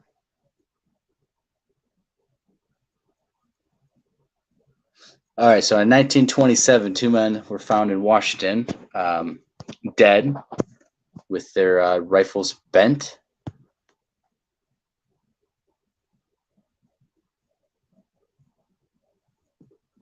All right, so they were in 1927 in Washington. There was two dead bodies found by a sheriff who found their guns bent and twisted and broken apart, and their bodies were badly beaten and looked as if they were bones were broken. It looked like as if they were picked up and beaten, thrown onto the ground over and over and over again. And so that is an actual report that was in a newspaper and stuff back then. And that comes from, of course, Val Savallo, the gumshoe guy, the data miner himself. And he is an awesome guy, full of knowledge. And we have done interviews with him. You guys should watch that. Very, very interesting how he got into it. And then, of course, the Bigfoot stuff. But he profiles Bigfoot as you would profile a serial killer and for trying to find patterns of similarities and a bunch of stuff. And his data shows, and I find highly reliable, remarkable, because of his expertise in law enforcement, both local, state, and federal. And the way he proficiently does it, it is not done like that. This is a very professional matter. In fact, nowhere else in the Bigfoot community is no one else doing this type of work at the professional standards that he's trained to do it as. So this is the only person that is doing it at this high level with the proper training and history and knowledge to actually do it the right way. So one of the key things about these creatures, is, they're elusive. They don't want to be next to people. They want to be away from us all the time. Well, for a creature who wants to get away from humans, they interact with us awfully a lot. They come next to our houses awfully a lot. So the data points to this, that they're not afraid to be up and close and personal with people. I put the link in chat for people to come on if they wanted to come on real quick. I should have put that in earlier, but spur of the moment show and stuff, got carried away, talking points with evidence and stuff. But these creatures, if they want to be left alone so much, why do they keep interacting? Why do they keep, like in our cases, we keep getting all this interaction and evidence and stuff where they just could be quiet and not interact and just wait till we leave the area. But instead they engage. They engage at people's houses and stuff, and all sorts of aggressive manners too. That's why you shouldn't feed these creatures, because when you leave them food and you stop, they get all mad. And there are reports and documentation and actual physical evidence of them destroying livestock, killing livestock. Val and his group, and the data he has and the information that he's collected and stuff. And there's even pictures he posted on his group, the Gumshoe Guys Corner, Michigan Bigfoot Sightings and Reports. Just don't troll in there, because you won't last long and stuff. It's very serious. It's a serious group with really good information and evidence that you won't find anywhere else, really. There's pictures of a dead bear stuck up of a tree. There's multiple different pictures of mutilated animals that don't appear to be naturally animal predation. There's broken necks on animals and livestock. There's cows in trees. He has pictures of and stuff. There's stories, newspapers from the 1920s and stuff of the same kind of things, of actual human attacks, of livestock attacks, of them breaking horses' backs, twisting the necks and stuff, pitting a horse upside down up in a tree on a spike, or up in the barn on a spike and stuff. Doing this all out of spite because of things of conflict, because they are mean and nasty at sometimes, and vindictive, and very heavy on revenge.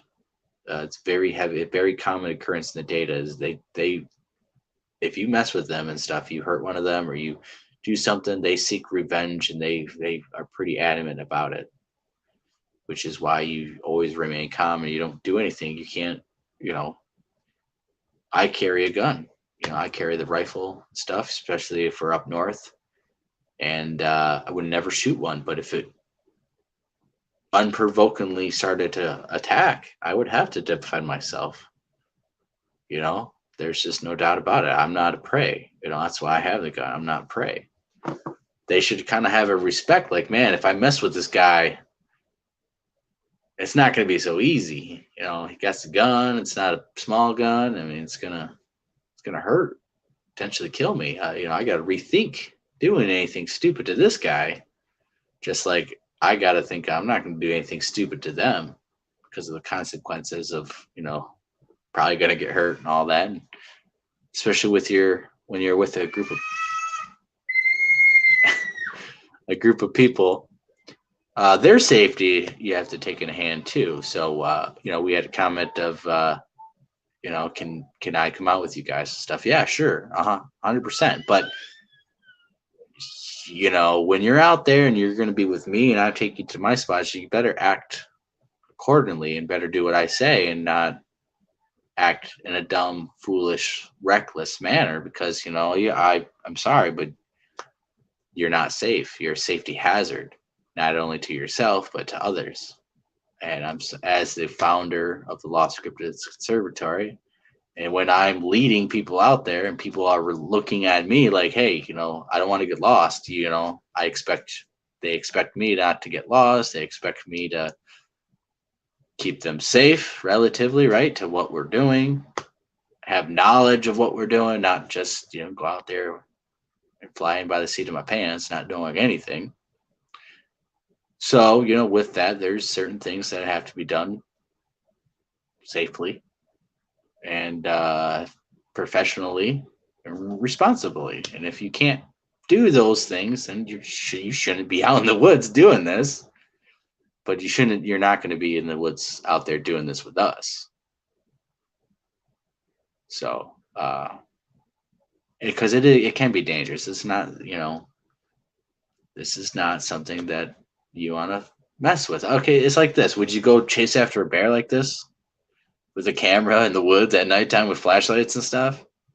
I wouldn't do it, but I do it with Bigfoot, and it's kind of like the same thing. I mean, it's like how, they're more dumber and stuff and not intelligent, but I mean, the potential of them turning around and just gnawing you to death is up there with Sasquatch. I mean, I think they have a lot more patience if you meet the right ones.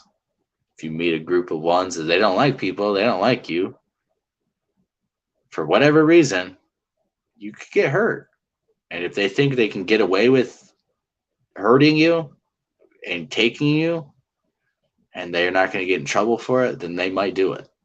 You don't want to give them that incentive at all. You want to make sure that you're not easy pickings. You want to make sure that you have a group where you have an area that you want to, when you start having interactions that you think are Sasquatch 100%, that it's not bad, that it's not like, oh my God, I might get hurt here. It should not be like that. It should be like curiosity. It should be, never fearing for your life, even in that situation with the rocks being thrown, I wasn't fearing for my life. The other person was a little bit scared, of course, but if a Sasquatch is going to attack you, he's not going to let you know. He's not going to bluff charge you from 100 yards away and then come up to you and kill you. I mean, he could, it might, just because, but he's not going to give you the opportunity, especially if you have a gun. Oh my God, he's traveling right there. Let me just point and shoot. You know, he's gonna sneak up and grab you, throw a rock at you. It's gonna do something that you're never gonna know is coming. Why? Because they don't want to get hurt. They know humans have technology that can hurt them. Practically, humans are like the only thing that really hurt them throughout history, besides other big game animals and prey that they were going after. So there's a lot of evidence we didn't get to. There's evidence that I'm going to process and put on for the show for next week for you guys. Great calls, more audio like that, Knox, and other stuff that we'll process. And I'll get that orb video ready for you guys, actually. And yeah, so if there's any last minute questions, any comments, questions, concerns, please put them in chat.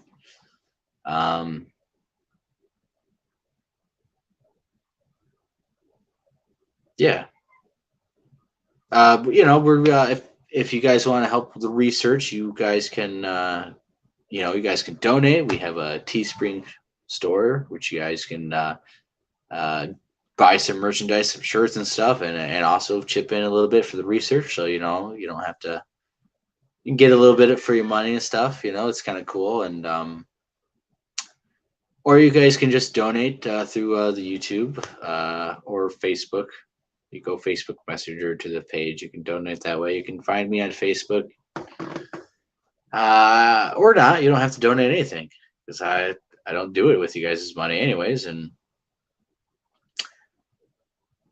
or at least I haven't and stuff. You know, we actually have had some funding come in and help chip in and buy some stuff actually and help fund for some things. But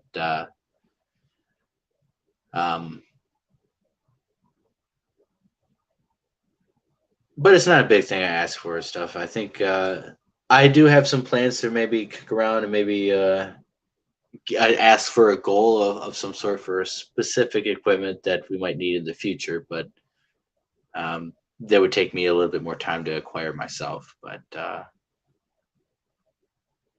you know, that's one of those things. I don't like asking for help, so I kind of don't like asking for help.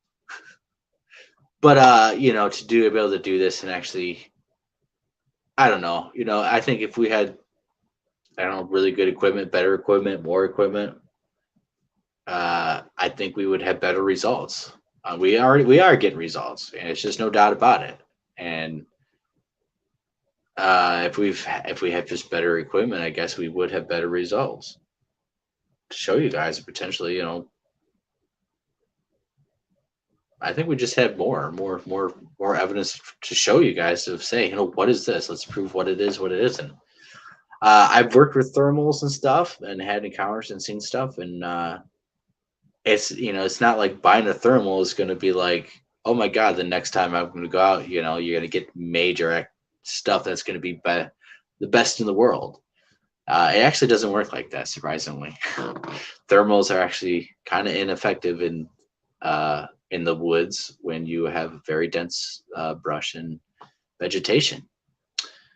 But it helps and stuff. And in certain situations that I've been in, I certainly would have captured some pretty damn good evidence. So, but you know, I saved up my own money, got myself a pretty nice night vision camera, and so now I'm confident to be able to capture stuff clearly on 50 yards, easy, no problem, in trees and all that, depending on how thick and dense the brush is, of course. But that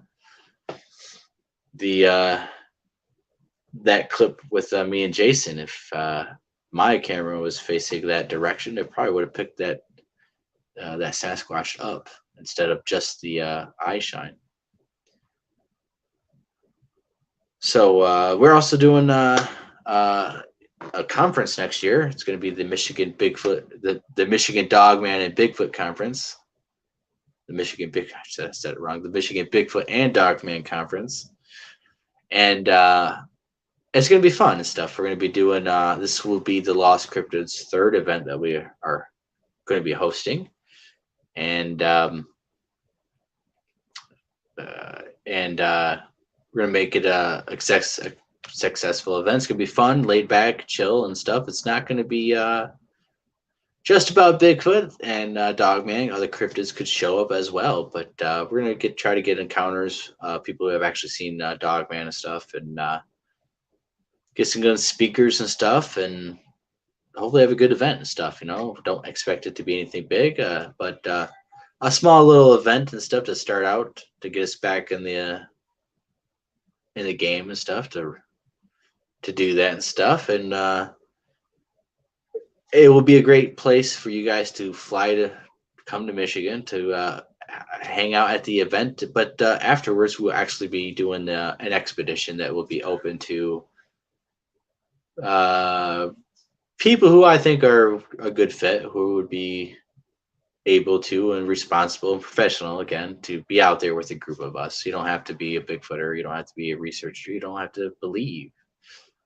But, you have to be respectful. You have to kind of, it's not a party. If you're going to go out there and get all wasted and all messed up, don't go. It's going to be mainly for the researchers and other people who want to get out there and can get out there, to get out there, try to have experiences, to gather evidence, and have different points of view, different researchers, and all these different witnesses experiencing this stuff, instead of the lost cryptids experiencing this stuff and showcasing the evidence. Now it's the lost cryptids along with whoever else that can verify, yeah, this stuff happened. We heard it here. It only helps us, it helps them, it gains experiences, builds up friendships and stuff. And that's why we want honest, reliable, professional people. We don't want con artists, backstabbers, selfish people. I've already dealt with that. That's why, on these live shows, it's usually me or James or Tyler. There's not really anyone else, because we dealt with those kind of people. And we don't want those kind of people. It doesn't work well with our group. It doesn't work well with me. It doesn't work well with trying to get evidence in what we are trying to do. It doesn't work well with trying to host a conference with those kind of people either, because we learned that the hard way as well. That's why this year is going to be different, or this next year is going to be different, because it's we don't have those kind of people in our group, and I'm finding it all myself right now, so it doesn't even matter.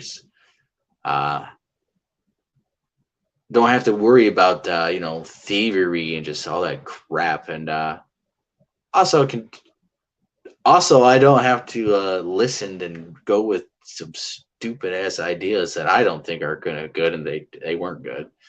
But because of the group dynamic and the way things were, I'm not I'm laid back. Sure, if you guys think that's a pretty good idea, I'm sure. Even though I don't think so. I don't think it was, but sure, why not? I'm not a dick. You guys think that's best? Sure, let's do that. Yeah. But anyways, we'll excited for that. It's gonna be fun. I'm more excited about the expedition. I'm going to be completely honest. The conference is going to be fun to meet people and to get reports and sightings and stuff. And again, is more important to me than speaking at the conference. And because gathering, reports and stuff, that's evidence, that's data, that's what we're after. Conference, it's gonna be fun and interacting with people and meeting people and having fun with friends and stuff, but gathering the reports and taking down all that is more valuable. And then the expedition afterwards is way more valuable, way more valuable than a conference, because a conference is a way to get people here, and if you can get here and stuff, why don't you stay a couple of days and go out in the woods with us then? Stay one night, if you can. It doesn't matter if you can stay half a day, one night, 2 nights, or the full time that we're out there.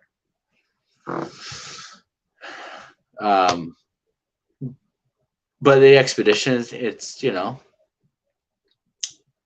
can be easy. Depends on what degree and what we do. How many different types of people we get up there. But depending on your fitness level and what you can do, you know, it might be some easy trail going activities. The teams go down trying to get activity and evidence, or you might go off trail, or you might go some crazy spots where, you know, you're waist deep in swamp and, you know, out where I'll take you, you know, where you're going to get dirty. It's going to be sweaty. You're going to be putting work in to get out there, and then you got to walk all the way back. By the time you get, you know, back to camp, and then, you know, well, we'll probably go be doing something else here in another hour or two. And then if you're like me and you just nonstop do everything and you're soaked and you get wet, you know, you get blisters on your feet by the time you even get into bed to take your socks off, and you got a whole another day, a whole week to keep going. It can be brutal and stuff. So it's not like if you spend all year on the couch and then you go on one of these expeditions, you're not doing yourself any good. And you're certainly not going to go swamp walking with me because you ain't going to make it, man. So, you know, train and stuff, you know, don't, and I'm being serious, you know. If you can plan, you can think and strategize all you want by sitting in this chair, but until you go out there and do it, you know, it's all thoughts stuff. You know, if you sit on your couch and you don't prep, you don't work out and stuff, and then you think you're going to go hike over hills and miles and miles and miles and miles through the woods, you're not. Especially on uneven terrain, you know, you're not. You know, it's a lot easier walking on a trail, you know.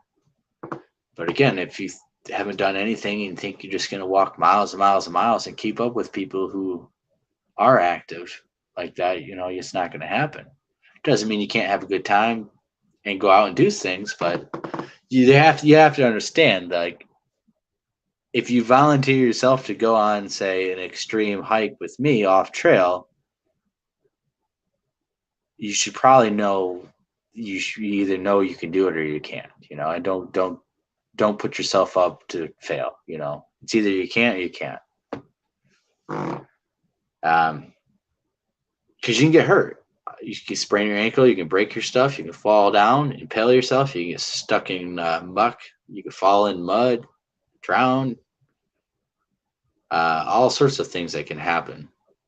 Twisting of ankles is the main thing, because when you're going off trail in the swampy environments and, you know, there's logs, now you got to get up on a log and you're, you know, all sorts of crisscrossing and crotches of trees, you can easily slip and mess yourself up. So, I mean, you know, and it's at your own risk and stuff. I'm not forcing you out there, you know. I'm not going to force you to follow me. You know, I'll try to keep you safe stuff. Of course, if you get injured, of course, you know, that priority is to get you safely back to camp, and whatever medical attention needs to happen, you know. I just want to talk about that because, you know, we are going to be gearing up to have people go out with us and stuff. And I want to make sure that, you know, people understand, especially if they want to go on to, and they, you know, telling me, yeah, I want to go do some crazy stuff like what you do and stuff. Well, you know, it's a lot easier said than done, but it's all enjoyable. I guarantee, no matter what, you'll have a good time. You'll have fun. I think it'll be a good experience, and hopefully we'll get evidence and learn and have interaction and stuff. And it's most important to, you know, in any kind of situation, to remain calm and not freak out. Don't grab your gun, wave it around, and start shooting at things. That is not good at all. It's improper gun safety procedure. It's improper handling, for one.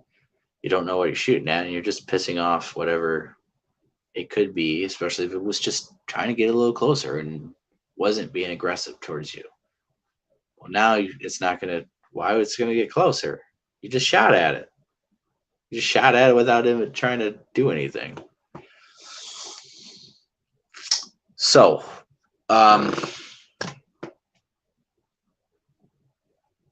yeah. And with more people out in the field, you know, researchers on these expeditions with us have more equipment, you know, more chances to get stuff, more evidence that we could potentially collect.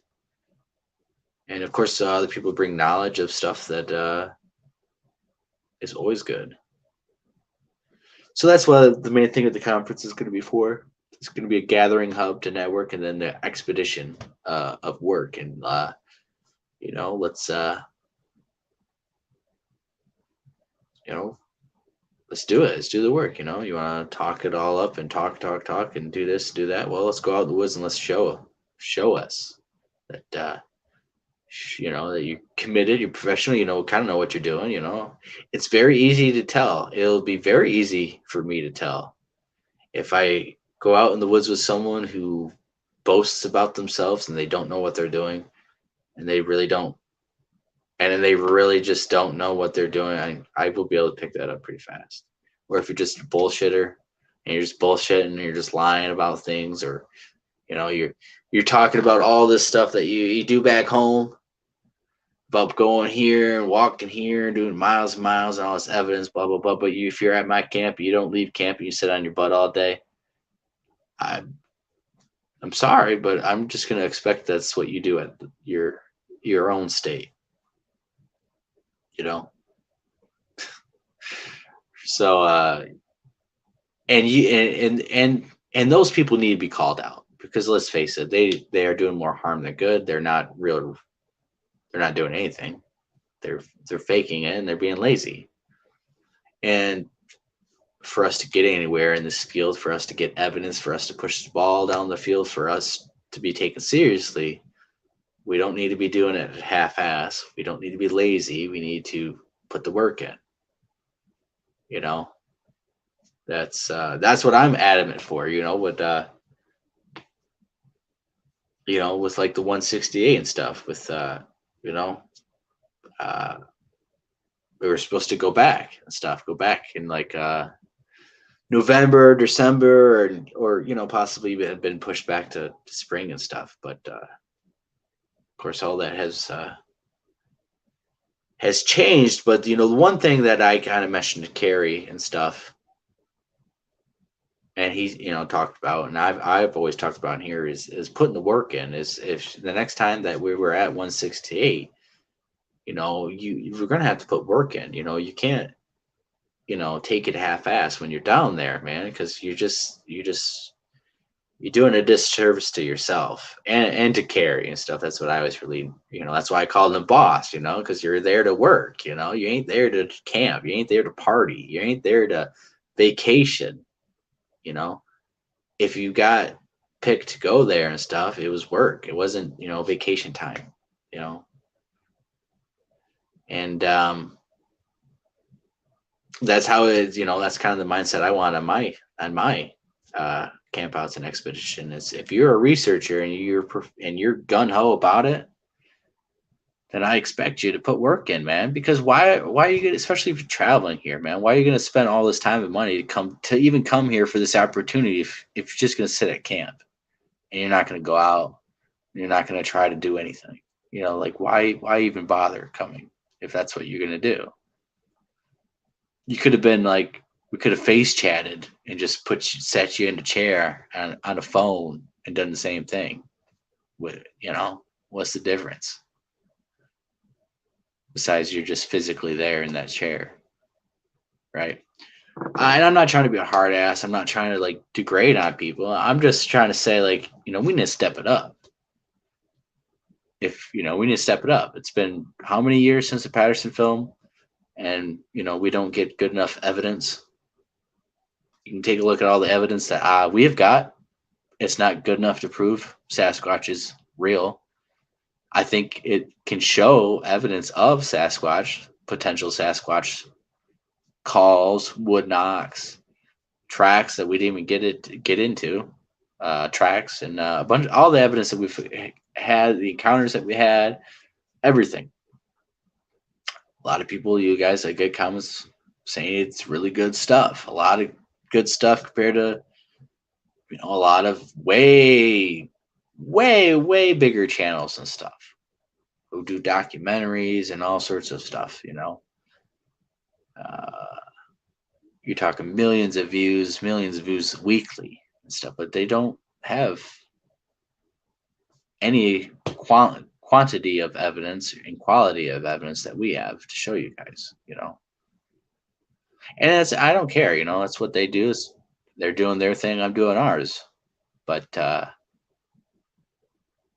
we need to get above, you know, this and put work in. You know, let's put work in. You know, a lot of people.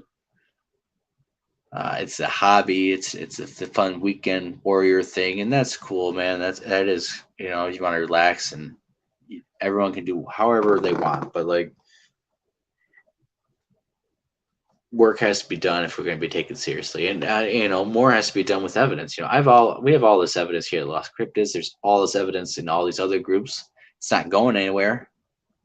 I mean, I could show this to a bunch of, I don't know, zoo people, scientist people, and a bunch of blah blah blahs, but again, you know, it's going to just one off. There's a bunch of other groups doing the same, you know, again, same thing. It's just, it doesn't really go anywhere.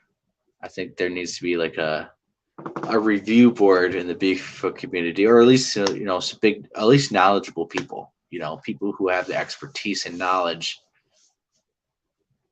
to review this evidence. And as a group, you know, it doesn't have to be unanimous, you know, it doesn't have to be all one thing, but let's just try to figure out, and you know, what we think is more likely to be Sasquatch and that's not, and then let's try to standardize these calls so like we can play like, hey, you know, wow, you know, this group over here got this call, it matches up with what we think is a Sasquatch call, and we kind of standardize it as like, you know, this is kind of what we think as the Bigfoot community a Sasquatch call. We have something that we can, you know, baseline and kind of reference and try to strive towards that. And we, you know, if we get the best of all the evidence and categorize it and put it together and give credit to all the people, so not mix anything up, but give credit in very much professional manner. You know, this is what the Lost Cryptids has. This is their different wood knocks they have. This is the different calls that they have. These are the standard calls that they have from here that matches up with all these other researchers that we think is the standard Bigfoot call, that whatever audio piece it is, you know, is what, you know, if you hear this or you get this, you know, we think that's most likely Sasquatch. You know, we need that as a community so that we have standardized evidence that is at this level that we can then gather up and then present it to scientists, and not just individual research groups trying to do that themselves. But we can show collectively that here in Michigan, the Lost Cryptids Conservatory has this, and this. Here in New Mexico, these researchers have the same exact this, and this, and are comparable, standardized evidence that are, you know, and then we have other people doing the same thing. Then when you show scientists that, they're going to be like, okay, wow, you know, you guys are getting all this really amazing stuff from here. It matches up here. This appears to be the standard common blah, blah, blah track that, you know, you get what I'm saying, where they might be more acceptable for those things. And as a collective, if we do it, maybe that it'll be a lot more voices to be heard instead of like me and my group trying to do it for ourselves right now in Michigan and trying to do everything. You know, it'd be a lot harder and stuff. I'm not saying it can't be done and people look at it, but like, I think if we have a collective united front and of evidence and of researchers and of, you know, I wouldn't say I'm qualified to look at this stuff, but you know, I'd like to give my 2 cents, and I'm sure a lot of people would, but like, I think there's people in the community that a lot of people would say, you know, yeah, you know, I trust his word, or I think, you know, he's very knowledgeable from his past experiences and expertise that, you know what, if all those guys collectively think that this is Sasquatch evidence, then you know what, it probably might be. And of course, if they're all flip-flopping and stuff, we can have debate and discussions and all that. But I think that it'll push the agenda a little bit better than everyone just a free-for-all trying to do everything themselves, you know. instead of putting everything together and gathering the money for that to showcase, because they'd be like all this evidence. Okay, now I'm going to try to show these scientists and stuff. Well, I'm going to have to try to fund and stuff to pay for any, anything that I might need to be able to show this guys, or get DNA evidence, or to, whatever it might be that they ask, or that I might need to be able to push my evidence and the ball rolling down that field, instead of, and then, these people in New Mexico have to do the exact same thing I'm doing, that they have to pay out of pocket. And the people over here have the exact same thing that they pay out of pocket. Instead of having a very massive collective base, pouring the resources and our voices into that, and then throwing our money and that big evidence ball at them to catch, instead of these little small pebbles. Yeah, these little independent researchers, pebbles that they keep chucking. Let's just all come together and get some big old boulder to chuck at them, roll down the hill, and say, you know what, deal with this. It's just a massive chunk of evidence that they just can't swipe away, little by little, one research team at a time. It's just one big massive boulder that they have to they have to deal with.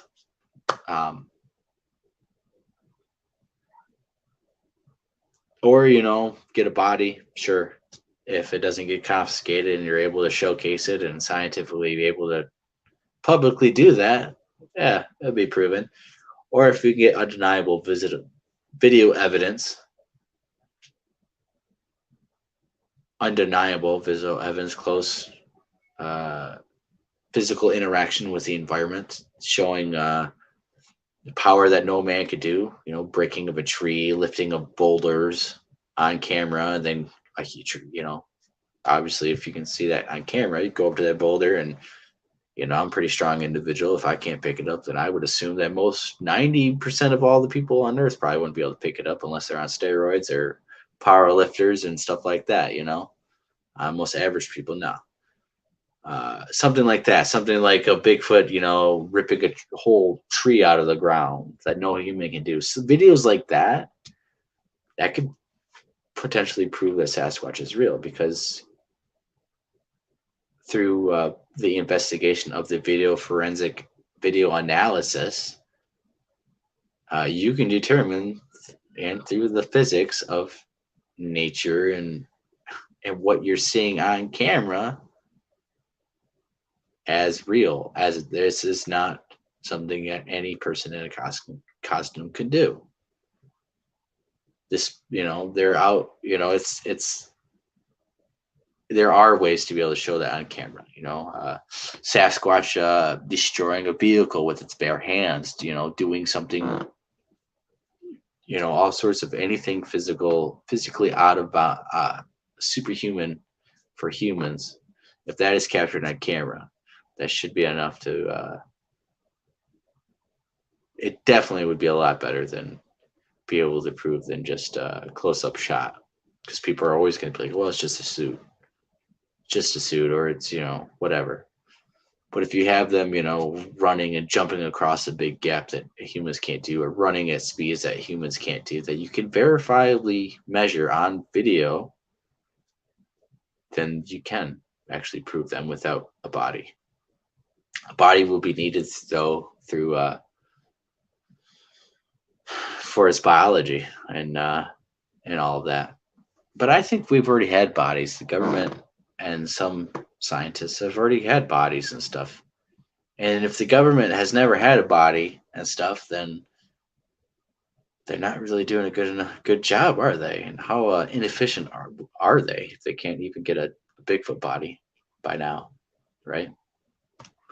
I would be scared if our government never had a Bigfoot body. What would be the reasons for that? Hopefully not because they're morons. I'm sure not that. And I'm sure this is so old and stuff to them. We don't know. We just don't know. That's why it's top secret. That's why they don't come out and tell us. Maybe there's more to the story that they just don't want us to know. And that can be speculation. It can be wild speculation. We just don't know. But government agencies, they would have to know. They have to have data. If they don't, they're not qualified and professional enough to be doing the jobs that they are supposed to be doing. All right, so no live show tomorrow and stuff. We'll be doing another one next week. We'll be showcasing more evidence. We'll probably do the link in the chat earlier so people can come on. Randomness, whatever. We'll have more raw documentary videos coming out. Actually, have more evidence videos coming out. Some more videos, and some 168 footage that was not shown on the 168 actually. I don't mean, I'm pretty sure none of it was actually shown.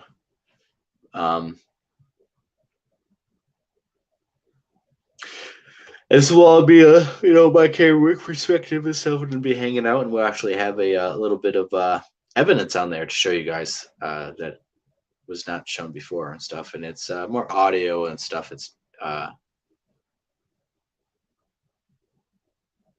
well, actually, it's just an encounter and stuff. I can't remember if you actually hear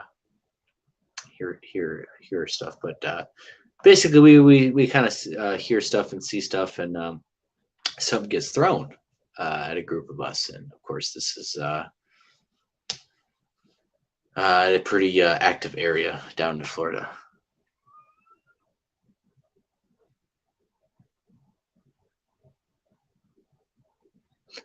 And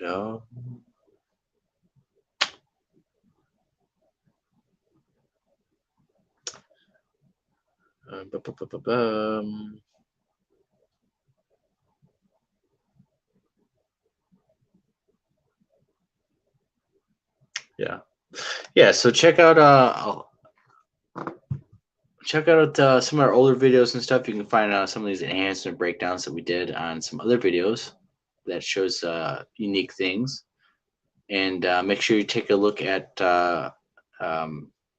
me and Jason Kenzie's Bigfoot encounter. You just watch that in 4K for an amazing firsthand look at what a Bigfoot encounter is like, and how it can be very subtle at times, to where you're not really sure what's going on, but they can be very in your face at others, to where you know something large is right there, but yet you don't see it and stuff. And people don't understand, actually, when you encounter these things, you're expecting to hear a 1,000-pound man walking around, running, making all sorts of noise when it's close by you. But the reality is, it's like a ninja in the woods. It's very, very quiet. It sounds, when you do hear it creep into the woods, it sounds like something small walking through the woods. It does not sound like what you expect. And so a lot of times when people encounter stuff, they're confused because they're not understanding what they're hearing. They don't understand that what they're actually hearing is Bigfoot. It's close by them, instead of expecting to hear this 1,000-pound animal bulldoze its way through the woods wherever it goes, so you can be able to hear it. It's just not how it is. But you can check out other people's channels and stuff, and the good people's channels where they have actual evidence and stuff, and some of the stuff that matches up with here. I think there's a lot of interesting stuff out there that is relatable, and that's why I said we need to kind of have a collective organization of evidence from around the country and portfolio together to be able to present to the scientific community, instead of individually by research groups, because it's going nowhere. It's been going nowhere for the longest of time. And then, of course, when a DNA test does get pushed through privately and stuff, there's so much backlash and picked apart and nitpicked on things that it's a mess, even though great. evidence was submitted and stuff like that. But that's a totally different story. All right, guys. So we're gonna be done, I guess. If there's no other things, and I can finally stop ranting about stuff, I guess. But it's all fun and stuff. I like to come on here. I enjoy myself. I'm passionate about this. I do take it seriously. I do enjoy this. I take it more seriously than a lot of people, and I think the people who are in it and want to do it should take it way more seriously for a variety of different reasons. But yeah, man, I plan on doing this for a long time. I'm trying to get evidence, interaction, and more for myself and for everyone else. I mean, I mainly just do this for myself, for the truth, and I want to see one in the daylight, get footage of it, amazing interaction, get as close as I can, and just, yeah, it'd be amazing to be able to be the first person to do that and stuff. But I think being able to consistently go out there and get stuff would be just as awesome. So that's what we're trying to do. And so hopefully you guys can see that through the evidence and stuff that we have and all the other stuff. And there's actually evidence that has never came out and stuff that we've recently collected and stuff that we're still looking at and trying to verify or disprove before we present it to you guys. And so we're going through the process on some of that stuff. Then we just I don't know, I have about 100 hours worth of audio to go through still, so that's always fun. But we appreciate the support, even if if all you do is just watch on here and comment and stick with us and follow us. That is all the support and stuff that we need from you guys. And that really is, because that's all we need. It doesn't, let's face it, if money does help this subject fluently, if I had all of this much money, I could, get all this equipment, I'd, probably increase my chance of collecting evidence. But you don't have to have money to go out there and do stuff, to go out there just to experience stuff. I mean, honestly, it just costs gas money, camping equipment, or you sleep in your car. It costs gas money, it costs food. That's it. Just get yourself out there. It doesn't, all these people, when it comes to like expeditions and going out there, they waste too much money on stuff they don't need. And it just gets in the way. You're buying all this food that you're not gonna eat. I've seen it happen a few times where there's way too much food for expeditions. That there's just way too much food, because what happens is people get to like this work mode, this camping mode, especially if you're out there busy. Sometimes like us, we're to get 3 meals in during a day would be lucky. We'll definitely get breakfast and dinner and late dinner. That's kind of about it. There's no 3 main course meals because we're too busy. We're too busy and stuff. We just don't have the time, because to waste time for 2 hours to cook and eat around and sit around and relax is time away from out there getting evidence and discovering stuff. But you don't need to spend money wasting money to go out there. You shouldn't waste $200 to go rent a cabin for a night if you can just go sleep in a tent or go sleep in your car, man. Save that $200 and go buy a piece of equipment, or go save it for more gas equipment, to go somewhere else. It doesn't take, that's why when people ask, all this money for research and stuff, well, I'll tell you right now, I mean, I'm pretty much broke when it comes to my research funding. I mean, I got this, and that's it. And the money that it costs is practically gas money and food, little that I pack. I mean, that's it. I don't spend any money to go out there. That's it. this whole idea of, needing all this money and stuff, it doesn't equate to more research. It doesn't actually mean that it doesn't mean it's any better and stuff. It just can potentially make opportunities better with equipment and stuff, and be able to maybe go to different places or travel and stuff, but it doesn't mean guarantee anything. I've heard and seen people spend thousands of dollars on expeditions that yielded nothing. The 168 costed a lot, and it did yield a lot of stuff, but it didn't go the way that it should have went either. But that was for many reasons. The first time event, everyone's excited and stuff, and kind of some people didn't know what to do leader wise at the beginning and stuff. Not Carrie, not his group, but it's just how it is and stuff,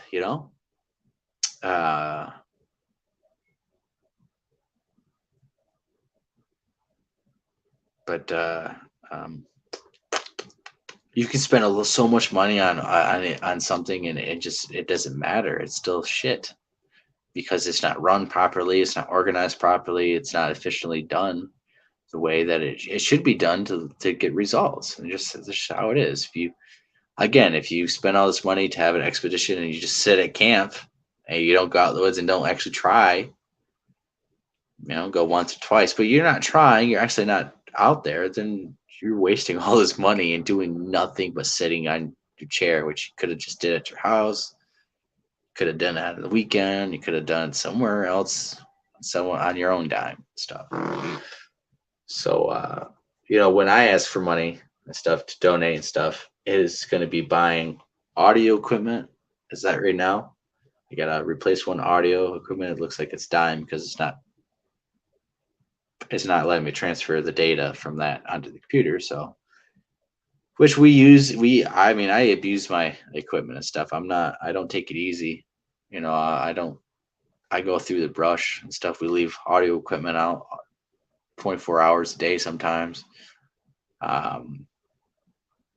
Sometimes our stuff gets wet, dirty and all sorts of stuff. So that funding right now would be definitely going to audio equipment, a drone, and just saving up for more equipment. That's it. There's no without money, I can't research. That's a lie. Anyone who says that is lying to you. If anyone says that, I can't research without your guys' donation, is lying to you, because all they need is gas money just to go out to a place for the day. And then they can go research. They don't need to stay out overnight. They don't need to do nothing like that. If I was going to say, for me to research, I need you guys' money, then I would probably be out there for a whole week nonstop. And then coming back, and then going right back out there a whole week nonstop. If you guys wanted to fund a whole year expedition, you guys pay for me to go out there for 5 days and come back on weekends I spend with my family. I will go do that for a whole year. Be out there and come back, transfer data, go back, go out there. That is what real funding research would be like. But that doesn't happen. And, there's no one doing it like that. When they are getting paid that much money that they could actually do that. Instead, they're, some of these big channels that have got that, bought a new truck, or, bought something totally non-Bigfoot related, bought a new house in the city. If I had enough money to go buy a house from Bigfoot money, I'd go buy a house in an active Bigfoot area. I don't know. To do more research and stuff. I don't know. It just. So those people aren't serious about it. Those people aren't, they shouldn't be getting donations. What are they doing? They're just buying stuff that's not, that's at least to be honest about it. Say, hey, I'm using the money that you guys give me to my personal life. At least be honest with what you're doing with the money. Don't say it's for research when you're not. So so there's some honesty that most researchers will not tell you, when they're asking for research and money, when they say I need it for research and I can't do it without it, that's a bold lie, because they can. It doesn't cost much. It costs what? Money for a camera to collect something, to collect evidence. But usually, if you're asking for donations, you've already kind of started off. You kind of already have some equipment, right?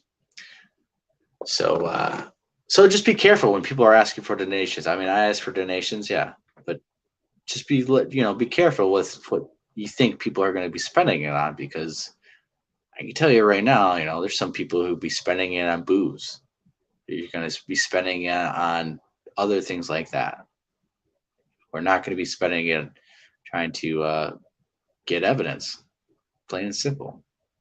They'll be lazy about it. Oh yeah, you guys have paid for my way to go to Florida, but I come back empty-handed and with nothing to show for myself because I didn't do anything.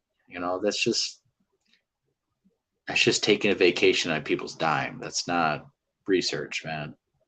So just be careful, because there are people who want to try to make money off this subject purely for personal gain and nothing for research and for these creatures and stuff. I'd like to prove these things exist and get some places for them to thrive in and stuff, and not be pressured and hunted, or be able to go extinct. I'd like them to have nature preserves, or I don't know, whatever the heck. At least some protections in place.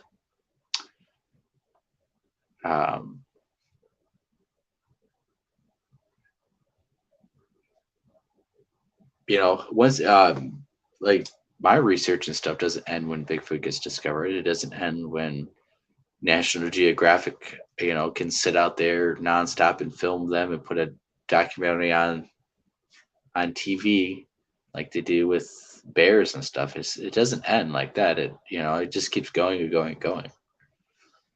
Probably end when I get too old and I can't walk around the woods anymore.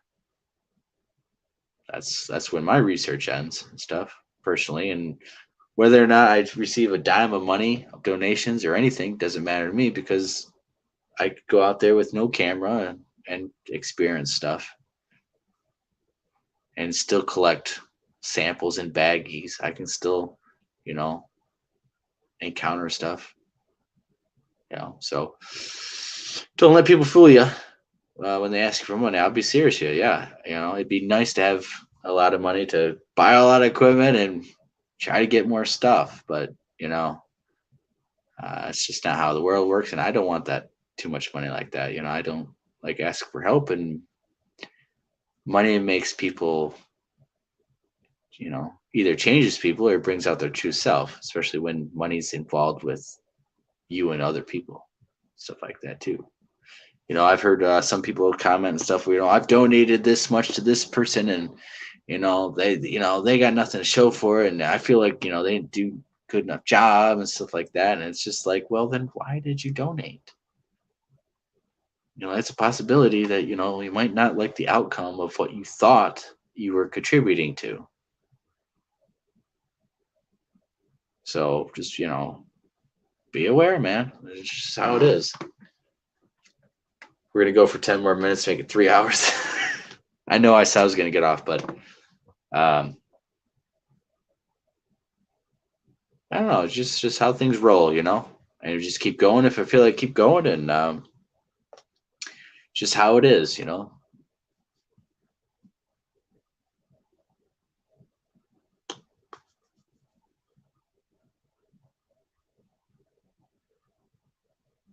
But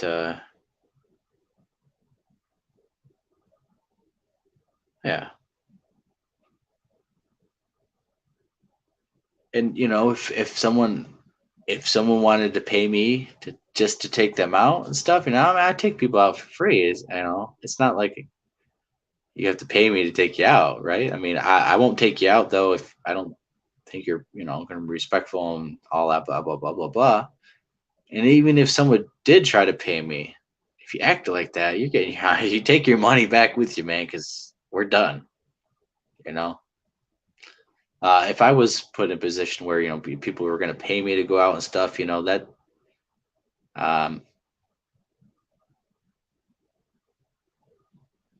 yeah, that's a little different stuff too. You got to that's again, there's expectations and stuff, and people can be let down. People get mad and stuff. It's not like I can guarantee stuff is going to happen when I take people out, man. And to get paid to expect people stuff to happen, it's like, that's just not how it works. If you're going to pay me whatever amount of money for nothing to happen, and we put all this work in and bust, you're going to have a great time, I'm sure. Yeah. But if if you really thought things were going to happen, don't disappoint yourself, man. But maybe in the future that might be possible and stuff. I may not be open to it, whatever. Get basically I'm paid for my services, right? So the good thing about that is that you don't have to worry about getting paid or not getting paid if you don't have nothing to show for it and stuff, right? So guess if that happens one day, then it happens. If not, I don't really care. But that'd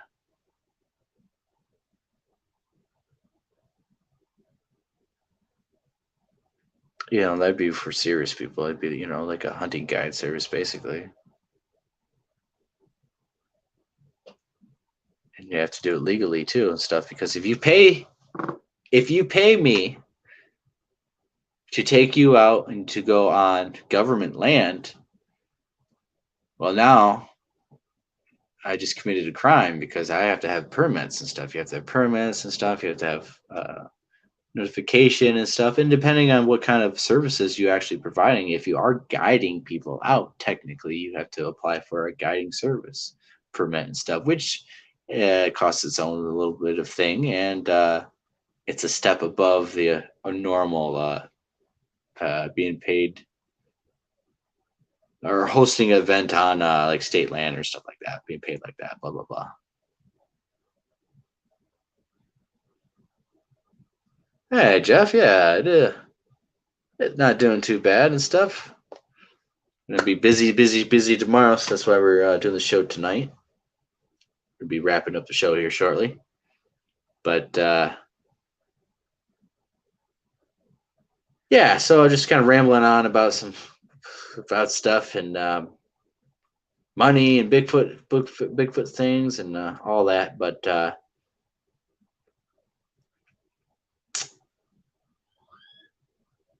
yeah, man. I mean, like I said, it doesn't cost it doesn't cost much money to go do this. If you just want to go out in the woods, just get out in the woods and do it, man.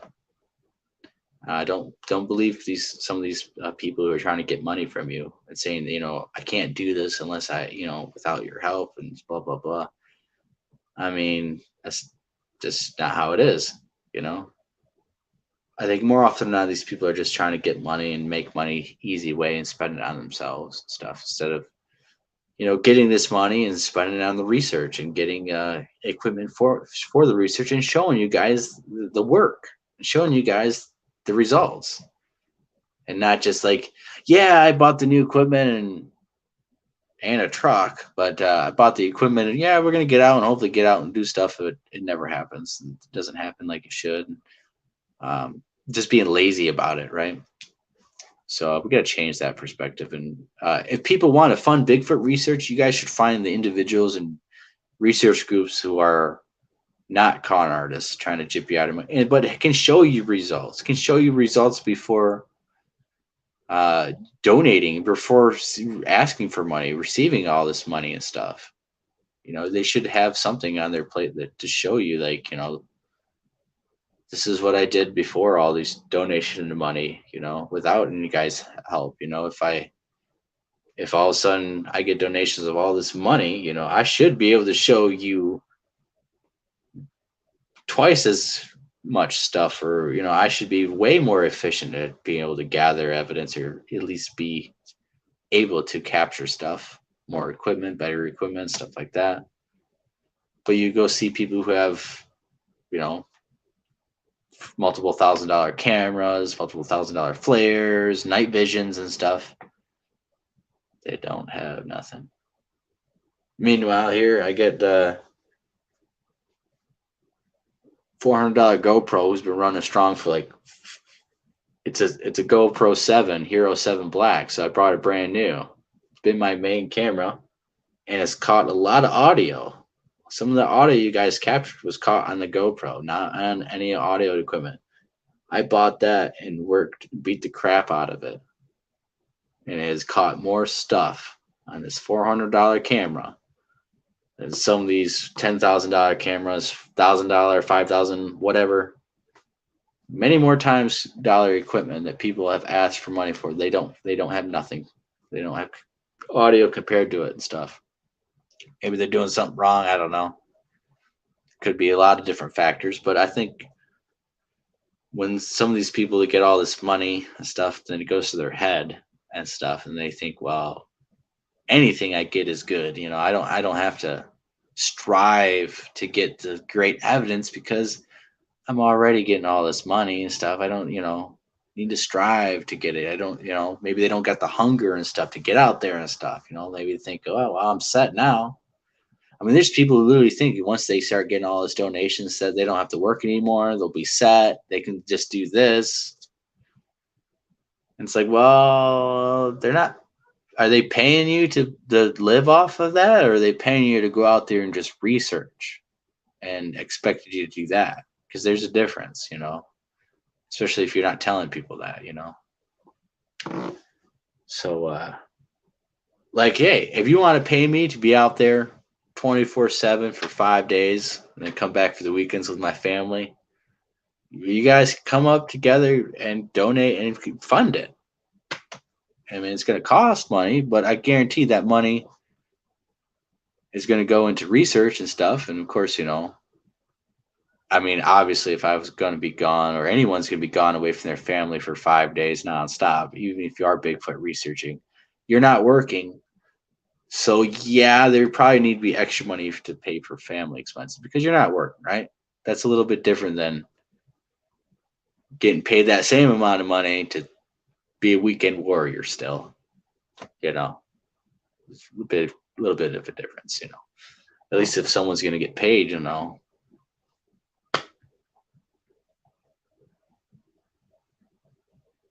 I don't know.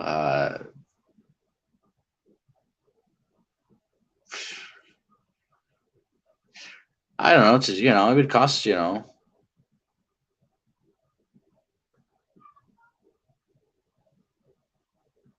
Well, like this, okay. If I had an offer to, hey Blake, if we paid you this much money to go out to this area and spend five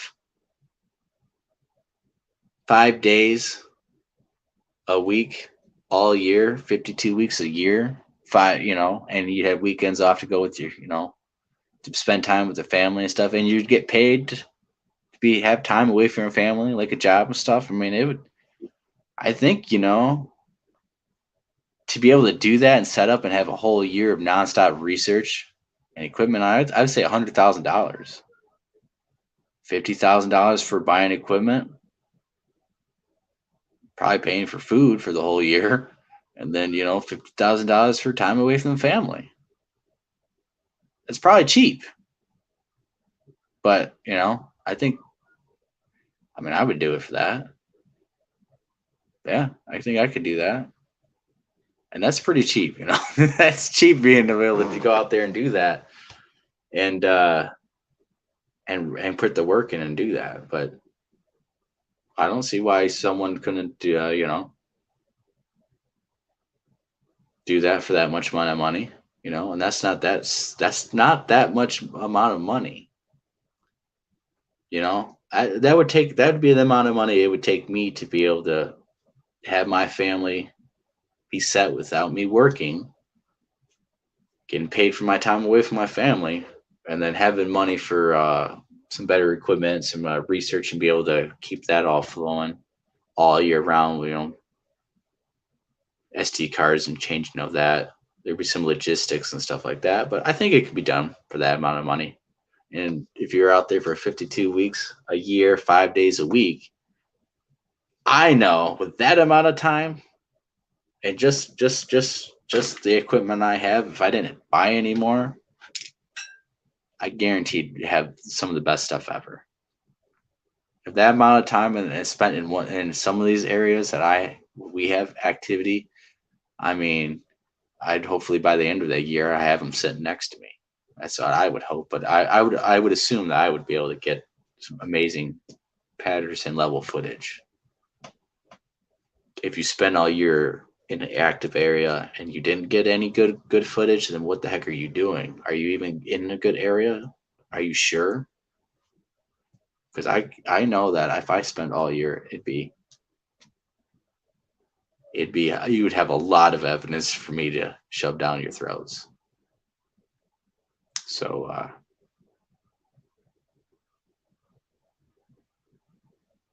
yeah.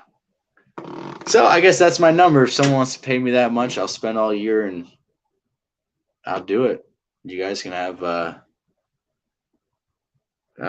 whatever, work something out. That's how much I think it costs for cheap, and a person who wants to actually do it for real and get results done.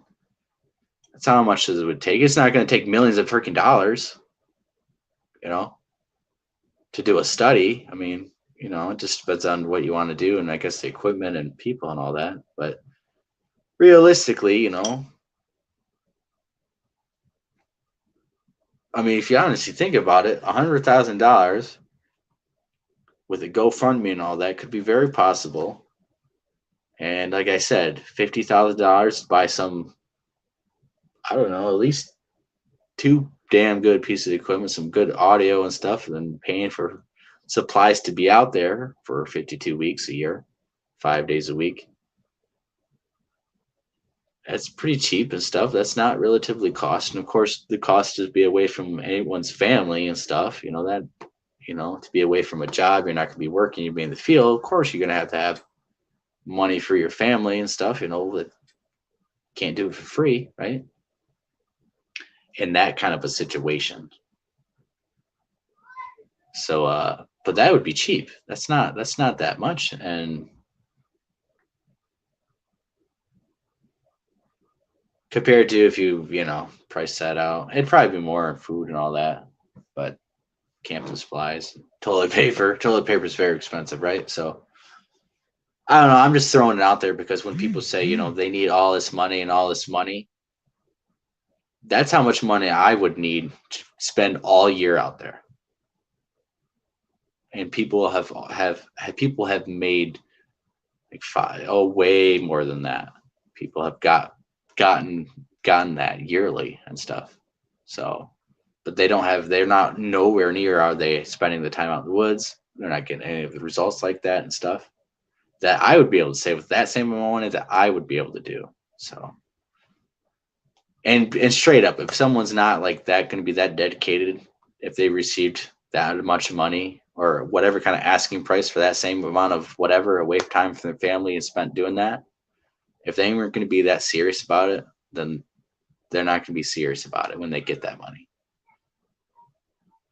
So that's just how it is, you can see it all. Some of these big channels are making buku bucks on views alone, not from donations, just on views alone. They're making buku bucks that they should be, that alone should be able to buy equipment every other month and be able to go out on expeditions and do this and have more stuff to show you guys, but it doesn't happen. Stuff they're just banking and they're doing it for personal gain and personal retirement stuff, which whatever, that's what they want to do. That's what they want to do. I'm more focused on evidence, research, proving things, showing people it's real, showing interaction. Once they're proven real, well, what do they do every single day? Let's document that. Let's document how they, all sorts of everyday life that they do. And then what's the special special things that would be super, super rare for them, you know, for us to watch them do. You know, what are those things? You know, what are these, all sorts of things that it just opens up and stuff. So that's when it's going to cost a lot of money. And all these scientists are going to get involved, and they want to spend, you know, a year out in the woods camping and being next to Bigfoot, and it's going to cost you freaking $50 million to do it. So, which they'll have all this equipment. Of course, these scientists cost a lot of money and all that, blah, blah, blah, blah. But like, we could do it ourselves right now for a lot cheaper than any government, state, or anything like that would be able to do it for. So maybe I'll make a little thing, do it. Because I would. I mean, if I $100,000, 50 for equipment and all that, and camping supplies and food and toilet paper, and 50,000 just for time away from family and stuff as a job, I would be out there all 52 weeks of the year in all weather. You know, I'd have to go, we'd say get set up. I'd be able to go live, video document, diary every single day, all sorts of things to show I was out there. So no one would be like, well, at least, you know, he took all the money, he didn't do anything. They'd be like, damn, he actually did stuff. Holy crap. Maybe you actually get stuff happening because someone's actually out there all year round in the place nonstop there trying to have interaction. Because one of those weeks, stuff's going to happen, and it probably get more used to you and more open, and it's just going to lead to compounding evidence. And maybe that's what's needed to prove it. Because if I had a whole year, I think I'd be able to prove it. So, but with that, we're going to be ending the show. I hope everyone enjoyed it and stuff, and everyone had a good time. So I know I can get going and ranting and raving and stuff and talking and stuff, but if you met me in person, I'm kind of a quiet person, so I'm quite the opposite in person. All right, guys. Thank you for staying up, staying late, watching this whenever you guys do. We appreciate it. And we'll be back with more, guys. Catch you later.